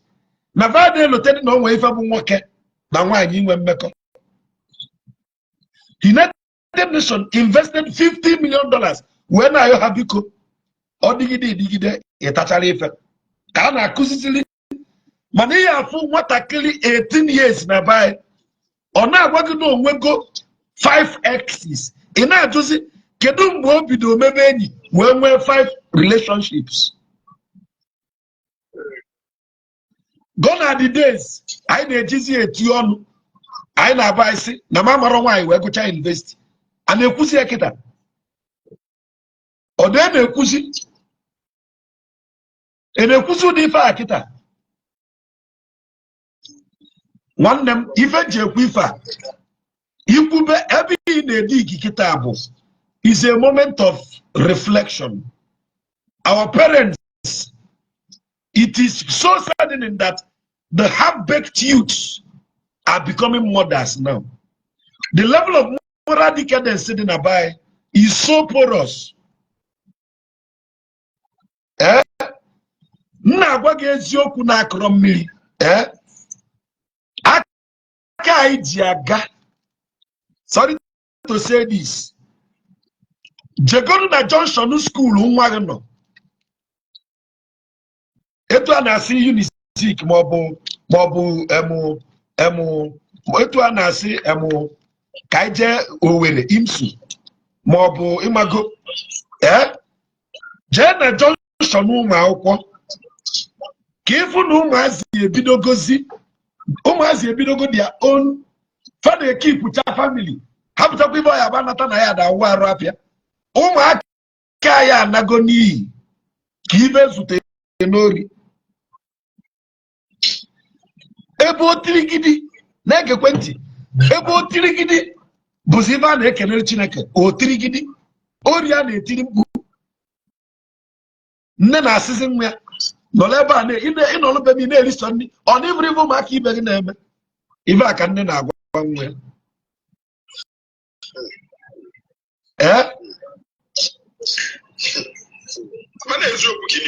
ihe abụ ụmụazị ịjụrụ m ime na mmadụ ekwu nọmba m na soshal midia ntinye nọmba m na soshal midia meseji mma na-enweta bụ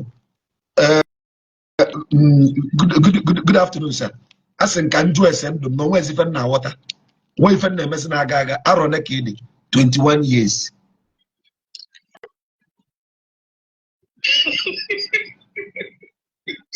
ana m agwa gị eme na mmadụ eti nọmba m na soshal midia o meziela gị voice note maazị daalụ biko kene o nwere mgbada a ka ị niile obi meelụ m voice message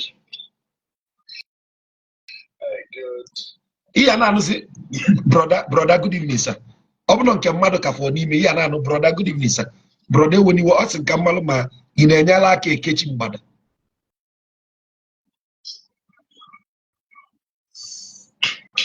now that was why I made the teaching on the concept of Ikenga Agalenambo, the intrinsic consciousness of creativity, productivity, not creativity, productivity. Ikenga saying here and when you jacka game, no one Agalenambo, Iwa Agalio.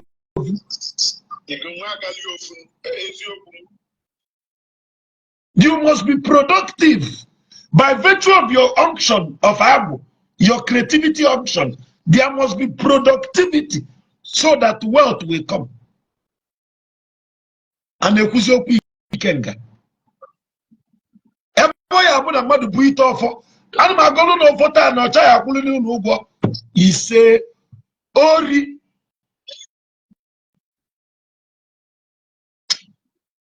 See, my brother.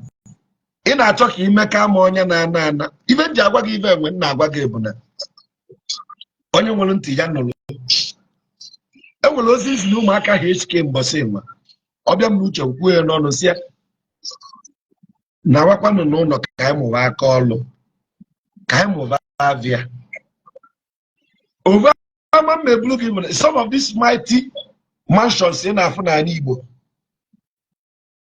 young generation alụrụ the way the ụlọ ya esi dilapidate ịma ya eji dilapidate no money to maintain it maka na mgbada kwụrụ ụgwọ ama I've said this day. if all this structure give it 10-15 years they don't have what it takes to sustain the building.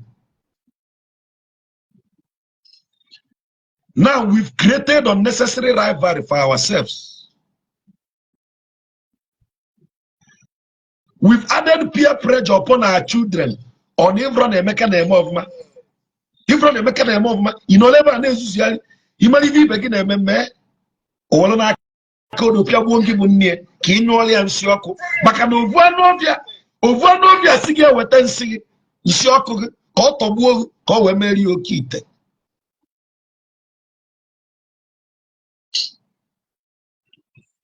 Nwanne m ibe nji na-ekwu ibe a na-ekwu bụ abụrụ m ezigbo mmadụ aghọtafiena m ana m agwa gị na-agwa onwe m if you don't change o nwere ibe ọ ya bụ mme sometimes m nwere ego sometimes ntinye ego na akpa jee na n'ụlọ akwụkwọ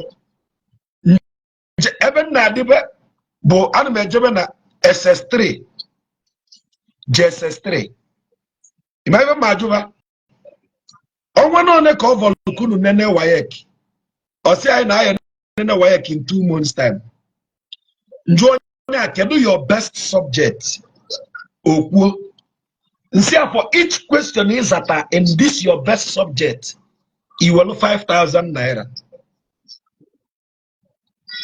My brother, and I know Very well. Maju 20 question. Omara is at Agolo. My guessing to your kiva be was your woman. Obeloge. Onya Biazia after like 6 months, 7 months. Obe meet him. But I have passed go power. I ain't the next result I have to go. Imagine Maju can even with physics.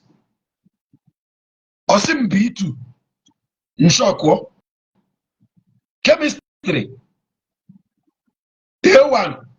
Only need to 20 basic questions. Someone like, oh yeah, I'm going to chemistry.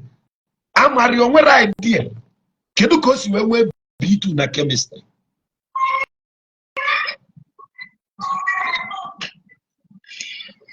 Which means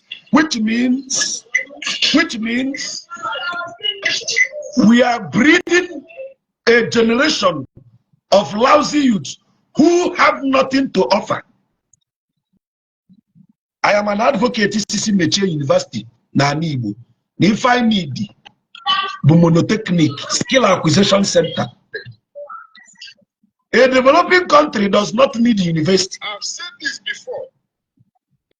Nigeria is not qualified enough to start operating university academic system. We don't need university now.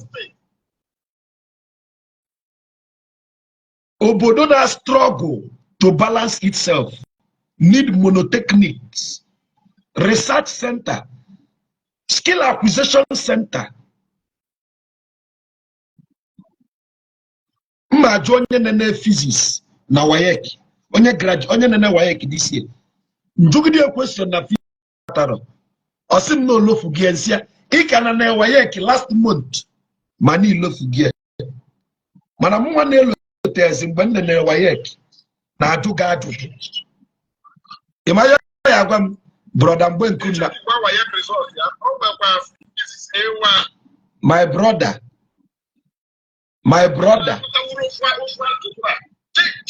Check his Wayek result. All my physics A1. My brother. Something happened. Now let me make a revelation that will shock you. I decided to try our academic system this year to see what is happening. And I bought Wayek. I bought Wayek for myself. And I told my wife that I will expose to you that Nada Maki Wayek Amak. That Wayek is a business a create na nalonde madego. I will show you. Let me make you to laugh. If I'm going to see Aruke na Wayek, go F9. MAAZI. How possible, Cody?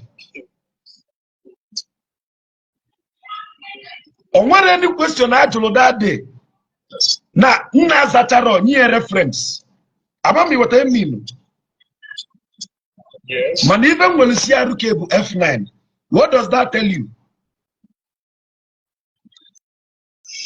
Adamaki. Probably on your market that thing now the way you answer the question, at the wrong, leave it there, check.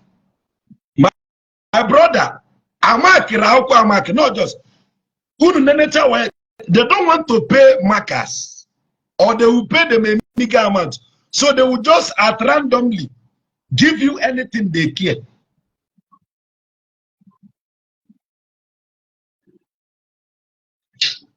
My brother, if engineer Agwagefa is this, Milis in Isibalolo. That's exactly what I'm saying. We need to sensitize our brothers, our people. Let us start taking this thing personal. Open our personal business, because the truth is that the future of the young ones coming up is our own future tomorrow. You understand? Time will come when we will not be able to do so many things, and the people who are there to assist in doing those things, when it's a factory, they cannot do it. If I enter in our own world, my brother, do you? Start helping, the better. My brother, imagine us at the age of 60 and our bones are weak. We decided to visit hospital, and all these upcoming half-baked doctors prescribe all the wrong injection for us. What does that say? What can I?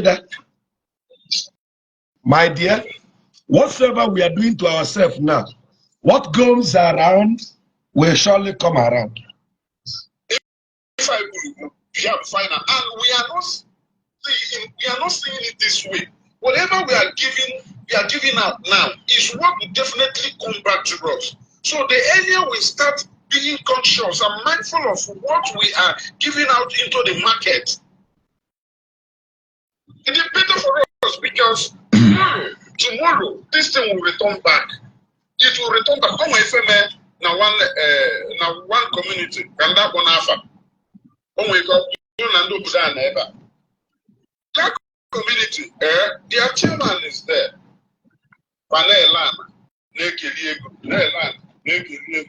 He developed BIAFRA. He equipped their security BIAFRA. They are not even security conscious. The community is so porous. One day, I'm not coming for the chairman who could tell you, Obulo na ndị bịa igbu in that community, Munga Amaro, Obulo external, Munga Amaro. But it happened that now, Amaria in person. They came to him that they meet here, one of his friends, Kafakuni Rubia, where Tubafakonya Buonya. That his friend was smart enough, where Sefanonya, Anoria, no doors, Obasia. So those boys, Mepotazia, where Sefal lie down. Fala is here down. Ofuonya, where Obasionia Sitefa, Tubafa Biku. According to Kakukos Wego, na family to Mokenabo. The guy was able to make call. Or that one who was the only fan at John Anoria. It is ever saying, Gala Yadam, Wanaboso. Or Wanaba. No, now, Biaka at Lota. You talk to Posian and Capon. You know, no, I'm not me corner the alcohol. In an end, yes. In case if I know na John or ya, booze or what was up. Yes. After Pala Yadam, Pala is there, and the person will be able to maybe now billion be that person. Everyone of the name may call.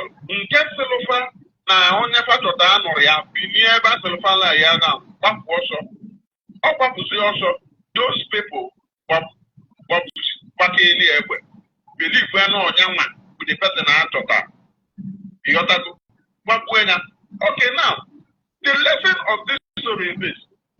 This guy, he was the chairman of that community. He was never conscious of security. Anything like this can ever come out tomorrow.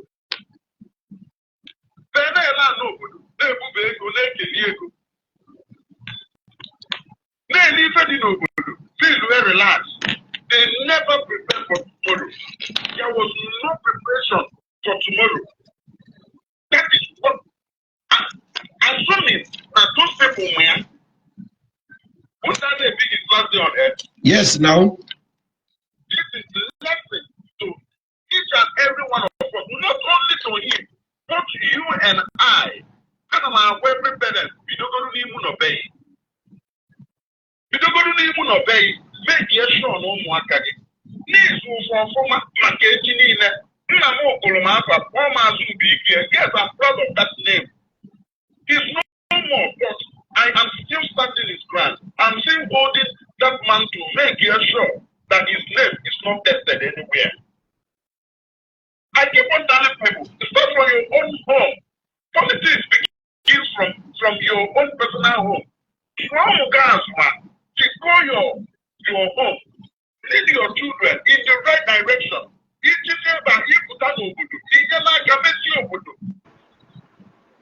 A good leadership and NSS to federal supposed to have a record back home. Abuja,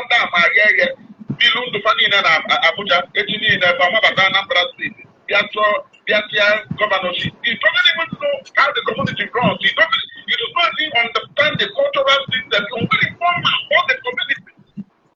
Any ticket or below governor, legal name, everything will be completely messed up. Or even what we need to thank God for this your platform. A lot of people are listening to you. A lot of people are watching you. Please keep on using this your platform. Sensitizing whom by some people can let them do to the banyan. Mind who you are sending money to. Because I'm a Muniva and I'm gonna buy them, I'm gonna bend those. Who know that send the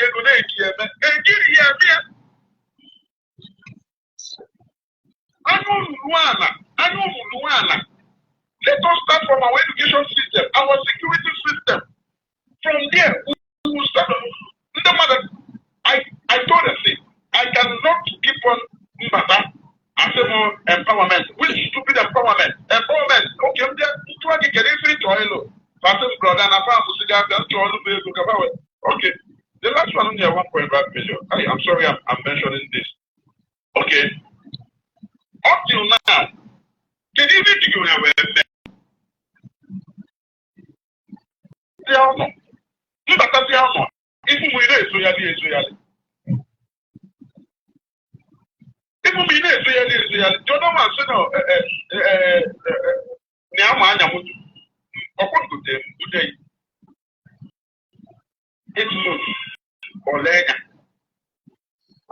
what is the plan?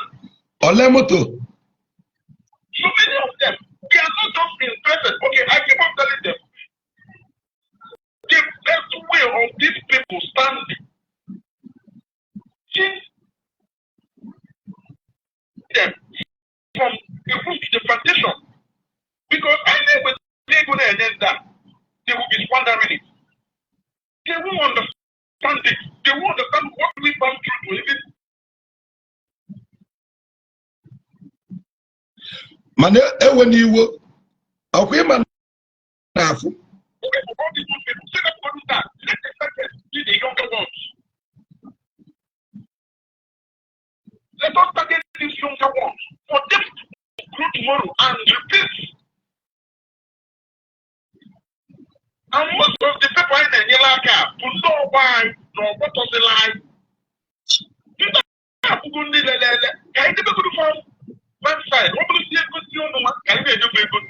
We cannot invest in this young one. Let us catch them young first.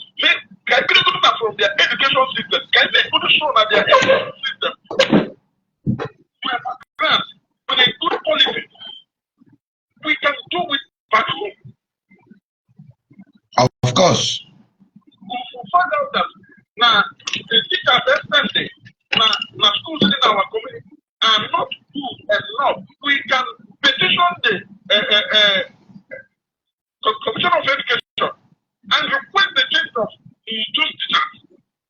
We can, but everybody is just minding their business over the day. Over the day, just keep on going wrong. Okay, the point of that to have a tackle by. I was on a lot of moving up here. Before he apply, he go for security from Abuja. Do you know how much to apply for that?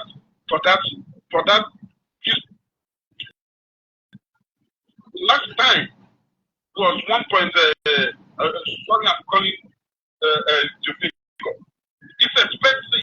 And we see Abuja where we see you lose here either easy from state where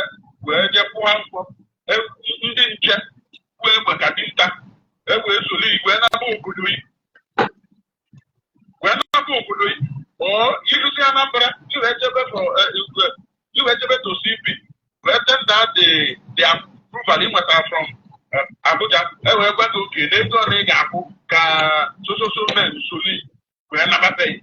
Just the people now the people now banding talk ne pata why. Yes. Onwere aka ọlụ ọ na-agwa ndị ntọ. Ọ dị obodo onye ntọ nwa. Ị ghọtara okwu m? Ọ dị bụ onye ntọ.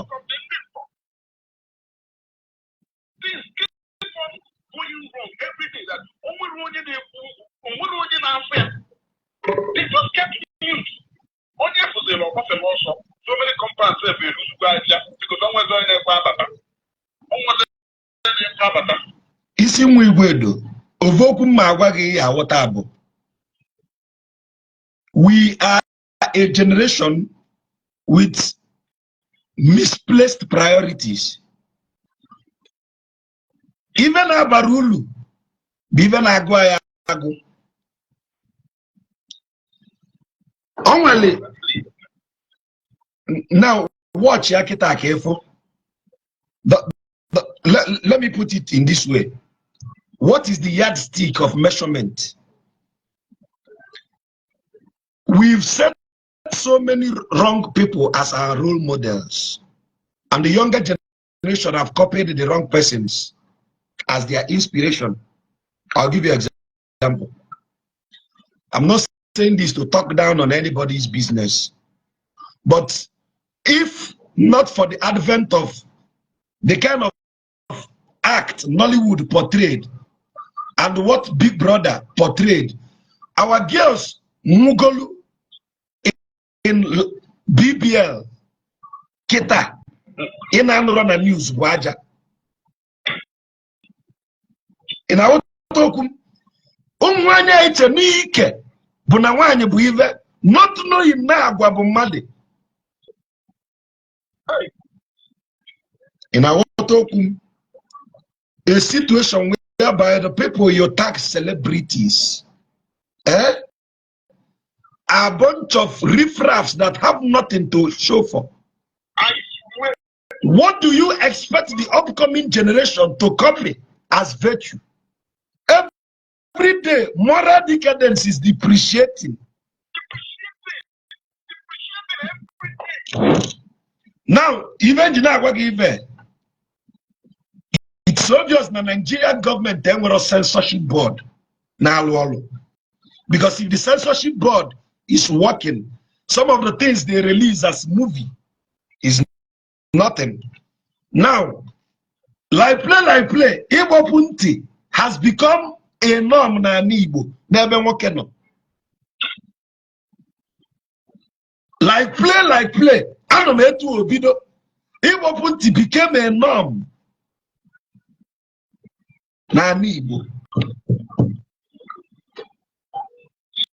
Now, ụbọchị bụrụ ugbo ekwuo na nwatakịrị tụrụ ime mkpuke a na-esi elụkwụlụkwụlụkwụ mana kịta abanyela gị ime mkpuke afa single mother baby mama tienu mgbu alụ n'ala Igbo ka alụ na-alụ na-emezi n'ala Igbo. Kedu ndị eti mkpu alụ okenye na-akụrụ nwa ya aka ya mekwuo vibutu paaki ya n'iru be gị bulu ada gị ituo ya ada mbute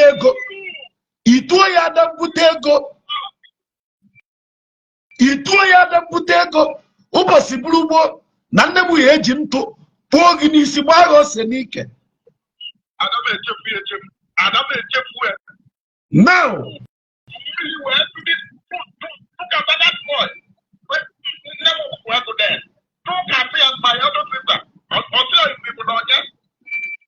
nwatakịrị na-apụ apụ isi ya buy me shawarma while coming back, buy me take away. Ọ na-eje ọrụ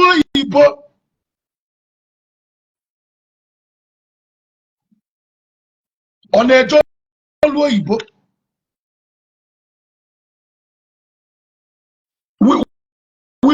Ife jekwifa nwanne m ife ụfụ ka ọnwụ si anwụ anyị na-anwụzi ka ọkụkọ 60 years was a call to glory. Nsogbu adịrọ. Aka anyị ji aga n'iru. Anyị na-achọ ka anyị melụsịa na aja anyị Igbo in toto. Maazị ọgwụ onye kwe ọmụọdụ chairman ụmụnna m. Last year, asị mba na alụ ya akwụsị. Biko ụmụ na mepụta okwu ọnụ na ọmụrụ onye wee n'ibe m. Mgbọka ụmụnna sị na mma atụ ahụ. A ga-atụ ụmụ ya. Spanish ya batabagoro n'ụmụnna anyị tata. Before I did that thing, ịfụ ọgụ. Kedu ibu unu na-asụ m ọgụ? Unu amụtabụkọ inye nwanne unu mfe. Nwanne ya na-ala nwanne ya. What sort of nonsense is this? Nwanne ijekwudolu ndị ezi eji abịakwukwe nwanne ya. I have to do what I have to do for my own safety first. Yes. Even material, some of them, ndị na-asụ m ọgụ, tie na-azụ na-asị m nna, abaghụtakwu na ebe a ga chọọ ime na ibe mma amaka. Kịta onye ọbụla emuge ụmụ nwaanyị nọsị na gị na-eto na-ala di outside na-etetu na everything and ife agbabaga arụ ka ọ bụrụ omenala. I stood my ground and fought this thing and it will not remain like this. I asked questions and the direct them directed properly. I did that thing. If it happened no more or happen ka no more obodo achịkọba ọnụ. So isiokwu gị bụ nọ na anyị esi n'ụlọ malụ na mma wee pụta ilo. This is what I've always been saying. A belief from can you hear from Patanama? I don't need it. I believe if about to I believe that Namamu will do one day. Not to outside. Outside where people go. Mmadụ bịa na social media eme giveaway. Ị na-ebe giveaway 2 million mana ụmụ ajadu na-ayọ machine eji akwa akpụ na village Biafra. Nkwuezi asị na a na-ekwuka. Ị bịa na Facebook eme giveaway 2 million mana ụmụ ajadu nọ na be nna na-achọ machine a eji na-akwa akpụ Biafra. Ka m mechie ọnụ. Nna m ọ ji abalị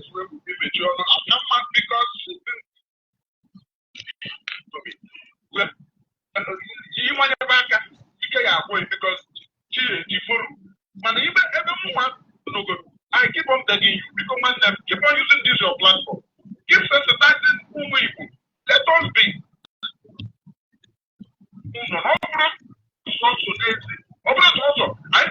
I am not contribute to the development of other people's community. Our education system, our moral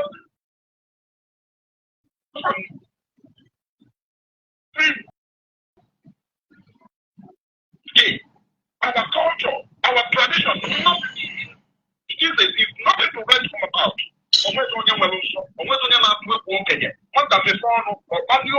We are at least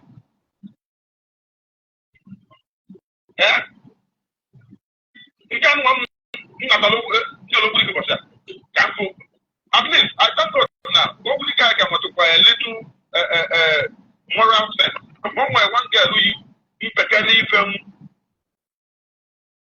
Dana PSTV. You know, what is the open the one is there? No. If you're there, you were up.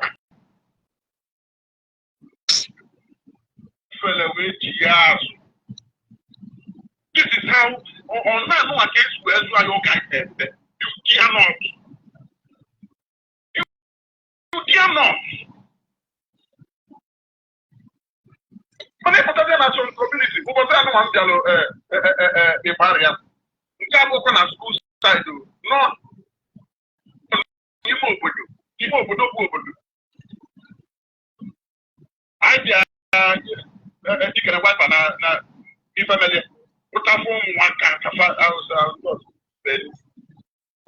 elders are there. They are seeing all these things.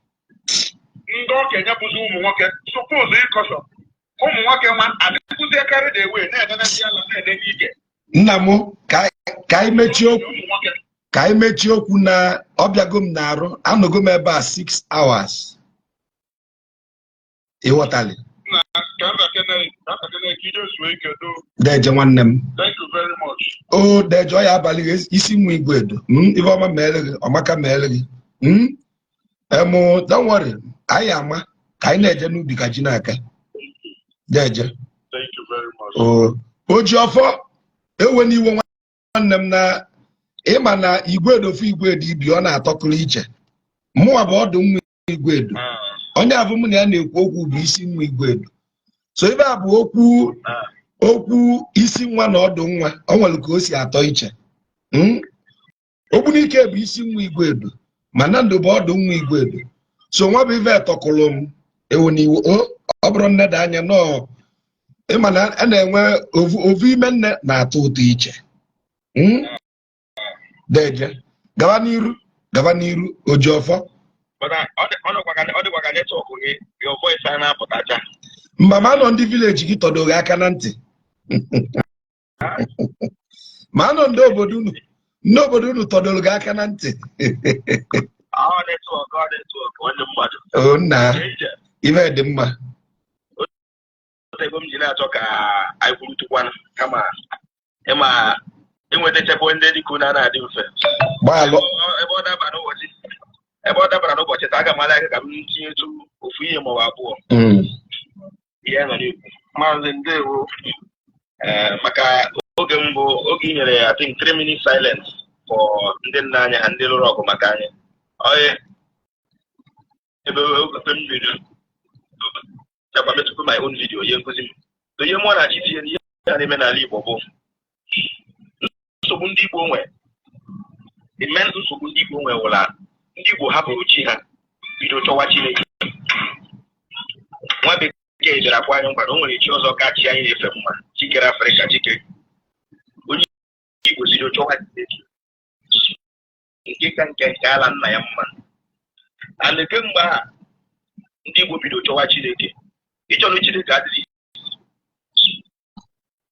The worst thing ga-eme gosi nọ na Maazị, the worst thing ga-eme kịta na ababa arụ ọwọ nchọọchị n'akụkụ ụlọ gị anapụla gị ọfisi ụra abalị ime daytime onye nwere ike ige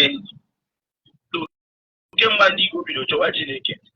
Ebe mụnwa si bi ụwa na Olugoro na Abia steeti anyị nwa the last village natara chọọchị n'ala Igbo. You guys talk me research about that. The last village in Natara Church in Igbo village Muashibia. Only in Nanya, in the Mambe Church in Aben 1910. So from that 1910 I got back. I got one number Budanya the man. From that 1910 to now, here is Ayana Kapumanka, a while before in the Oka Ayana Kanka, so a lad. Then it will be Wara, Mena Latin. Igbo wụla ekwu ọ na ihe ọtụtụ ihe gị na-aga ama n'ukwu anọ m egegedego m unu m secha ya oge ụfọdụ m na-asị mbịa masị ọ dị possible na a ga-ememe nwaala Igbo. Ọ na-adị m mgbe ụfọdụ m chee ya m sị well na ka a na-akụgodi mkpụrụ a maka I don't underestimate the power of planting seed. A na-akụgodi ya bụ mkpụrụ ma ọ wụgodu n'oge nke anyị ka ọ ga-adị mma ọ wụrụ n'oge nke ụmụ anyị ọ ụmụ anyị Chineke mere ala Igbo ebere. Mana nke mbụ ụla onye Igbo ga-ahapụ ịchọ Chineke ọ dị oke mkpa onye m chọrọ irutucha aka onye Igbo ga-ahapụrụ ịchọ Chineke mata Chineke onye Igbo nọkwazịrị omenala Igbo maka na Chineke abụghị ọbịa n'ala Igbo. Ọwụ Igbo onye Igbo hapụrụ ịchọ Chineke oge onye Igbo na-ewepụta ịchọ Chineke kwa ụbọchị n'oge ọ na-ewepụta ize ndụ ya maka onye na-achọ Chineke gara eze ndụ. Onye ọbụla na-achọ Chineke ya bụ the worst thing ga-eme gị n'ụwa ị na-achọ Chineke. So first thing onye Igbo ga-emewu ịhapụgodi ịchọ Chineke matagodi chi ya. Onye na-amaghị chi ụwa ya onye na-amaghị onye lọrọ ya ụwa ole otu si amata Chineke ụwa. And when the white man came to my own community otu ihe kwere anyị na nkwa na ọwụ na ebe Christianity na udo na-agịda na ga-aka nke anyị nọ n'elu ya mma. Mana onye Igbo wụrụ ajụ n'onwe ya ụdị udo n'oge nke ndị nna anyị ha ma chi na-abụ ma gọọmenti n'onwe ya, bikos gọọmenti n'onwe ya bịakwara bịa mmanye nwa aka na omenala. Anọ ya one of the greatest problem omenala Igbo nwere wụ ọchịchị. Ọ bịara ba mmanye nwa aka na omenala Igbo. O nwere ala ị ga-ahụ mmadụ bịara ọkụpaị anyị abịazi ịkụzi kịta na ime ala ọkụpaị for so years na iwuzi the right food na nwaanyị ihe awụ omenala. So okwu ụfọdụ mmadụ na-ejiri maka iwu obodo o nyere ya ada iwu nke Chineke nyere ndị kwara na omenala nna ya. Ya another problem ndị Igbo na-enwe na ndị onye Igbo na-abịazi kwanyere iwu obodo bụ karịa iwu nke Chineke. Ana ihe ọ bụla ị na-eme n'ala Igbo, onye na-amaghị omenala ebe ahụ mụrụ ya, ọ maghị ọdịnala ebe ahụ mụrụ ya, ọ maghị ntọala ebe ahụ, ole kpọrọ otu o si amakwaghị iwu ebe ahụ, ọ ga na-ada iwu ebe ahụ. Ala ịchọ onye ọrụ. So ihe mụ a na-enweghị itinye iji gbata nkịta si kemgbe na-echewo asị m onye Igbo ga-akwụsịrịrị chọọchị Chineke, biko maazị na-arụtu ihe aka maka chọọchị bụ okwu Igbo. Ebe m si bịa anyị ghọrọ Igbo doro anyị na-aghọta Igbo ofu ihe wee n'Igbo ofu ihe wee n'Igbo ọzọ wee ịghọta ya aghọta. Ịghọta Igbo wa mara ịnụ ya anụ wee ọtụtụ ndị Igbo na Igbo, mana o nwere ndị na-aghọta asụsụ Igbo. Onye Igbo laghachi n'omenala nna ya, ihe ha na-eme n'ala Igbo maka ọnwụ na iwu onye Igbo gaa n'ebe a na-asị gị mee ya ka esi eme ya na mbụ. Ihe na-agbaghị ime nye otu ndị Igbo siri eme ya tupu ndị ọcha abata. Daalụ rinne. O nwere m na tirugo aka maazị. Achọrọ m ka ndị Igbo mara na chọọchị bụ okwu Igbo, n'ihe chọọchị pụtara na okwu Igbo wụ ịchọọchị mmadụ ịchọ Chineke.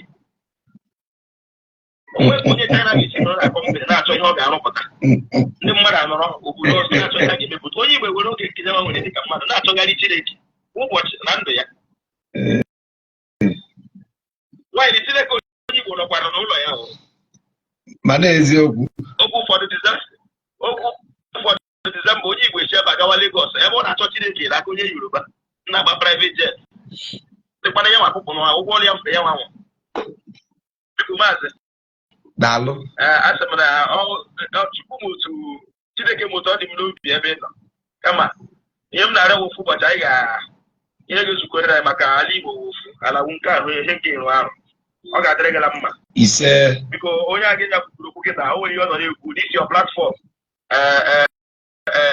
Ebe ndụ dị onwe ihe na-emenụ anyị gara aga nwayọọ nwayọọ. Biko na-arụzuru ha aka anyị ga-ahapụrịrị chọọchị Chineke ọ dị oke mkpa amamihe mkpu na-aha ma ya. Onye Igbo kwụsị chọọchị Chineke mata chi ya ka ọ dịrị ya ala mma. Ọ dị very simple. Ihe ndị ọzọ niile ga-eso ya n'azụ bịa. Daalụ. Daalụ. Biko Oke Godwin onye Igwedo isi m Igwedo, type hi if you are still here on the comment section. Ojiofo jisike o ka ọ dị ka ya fọrọ. Somtochukwu, mute yourself. I'm wrapping up with you. Somtochukwu, I would sincerely love a lady to come in and say something. Muncha, how are you? Keduki Melo. How are you? I'm fine. No, it's been so long. Try reaching out to me today, okay? Yes, no problem. Okay. Why you pick me up? Yes. No, I just pick you up to tell you this. Try reaching out to me today, okay? Okay, viewers all over the world, I think we've done justice to today's program. This is I have been here for 6 hours, 2 minutes, and it's been worth it extensively, and we've touched many criteria. We've celebrated our ancestors' memorial, those who fought for us, and we sincerely hope that whatsoever we made out of today would sink deep into our hearts and resonate an addendum of good tidings. I think I'll drop you down because your background is noisy. At this juncture, this is where I draw the carpets and the food cotton. Kanzuni Kemangoro no one Madukambo. I started this exactly 6 hours, 4 minutes from now, and that I'm still here. I've tried. Let me go and refresh. I've been sitting only in this point, and it's not been easy. So I take a bow at this point, and we hope to see again soon. Kachuku meka ihe na kuta miankulu ni mai. Omunem oga adila na mma. Kifeni na ibu n'obi na bronjo. Pụtala anyị ife. Asị ma onye ọbụla na-eche ka o esi dịla Igbo mma ya adịla gị na mma. Ma onye ọbụla na-eche ka o esi ala idịla Igbo na mma. Ivele ya emeghị. Ele nkwuli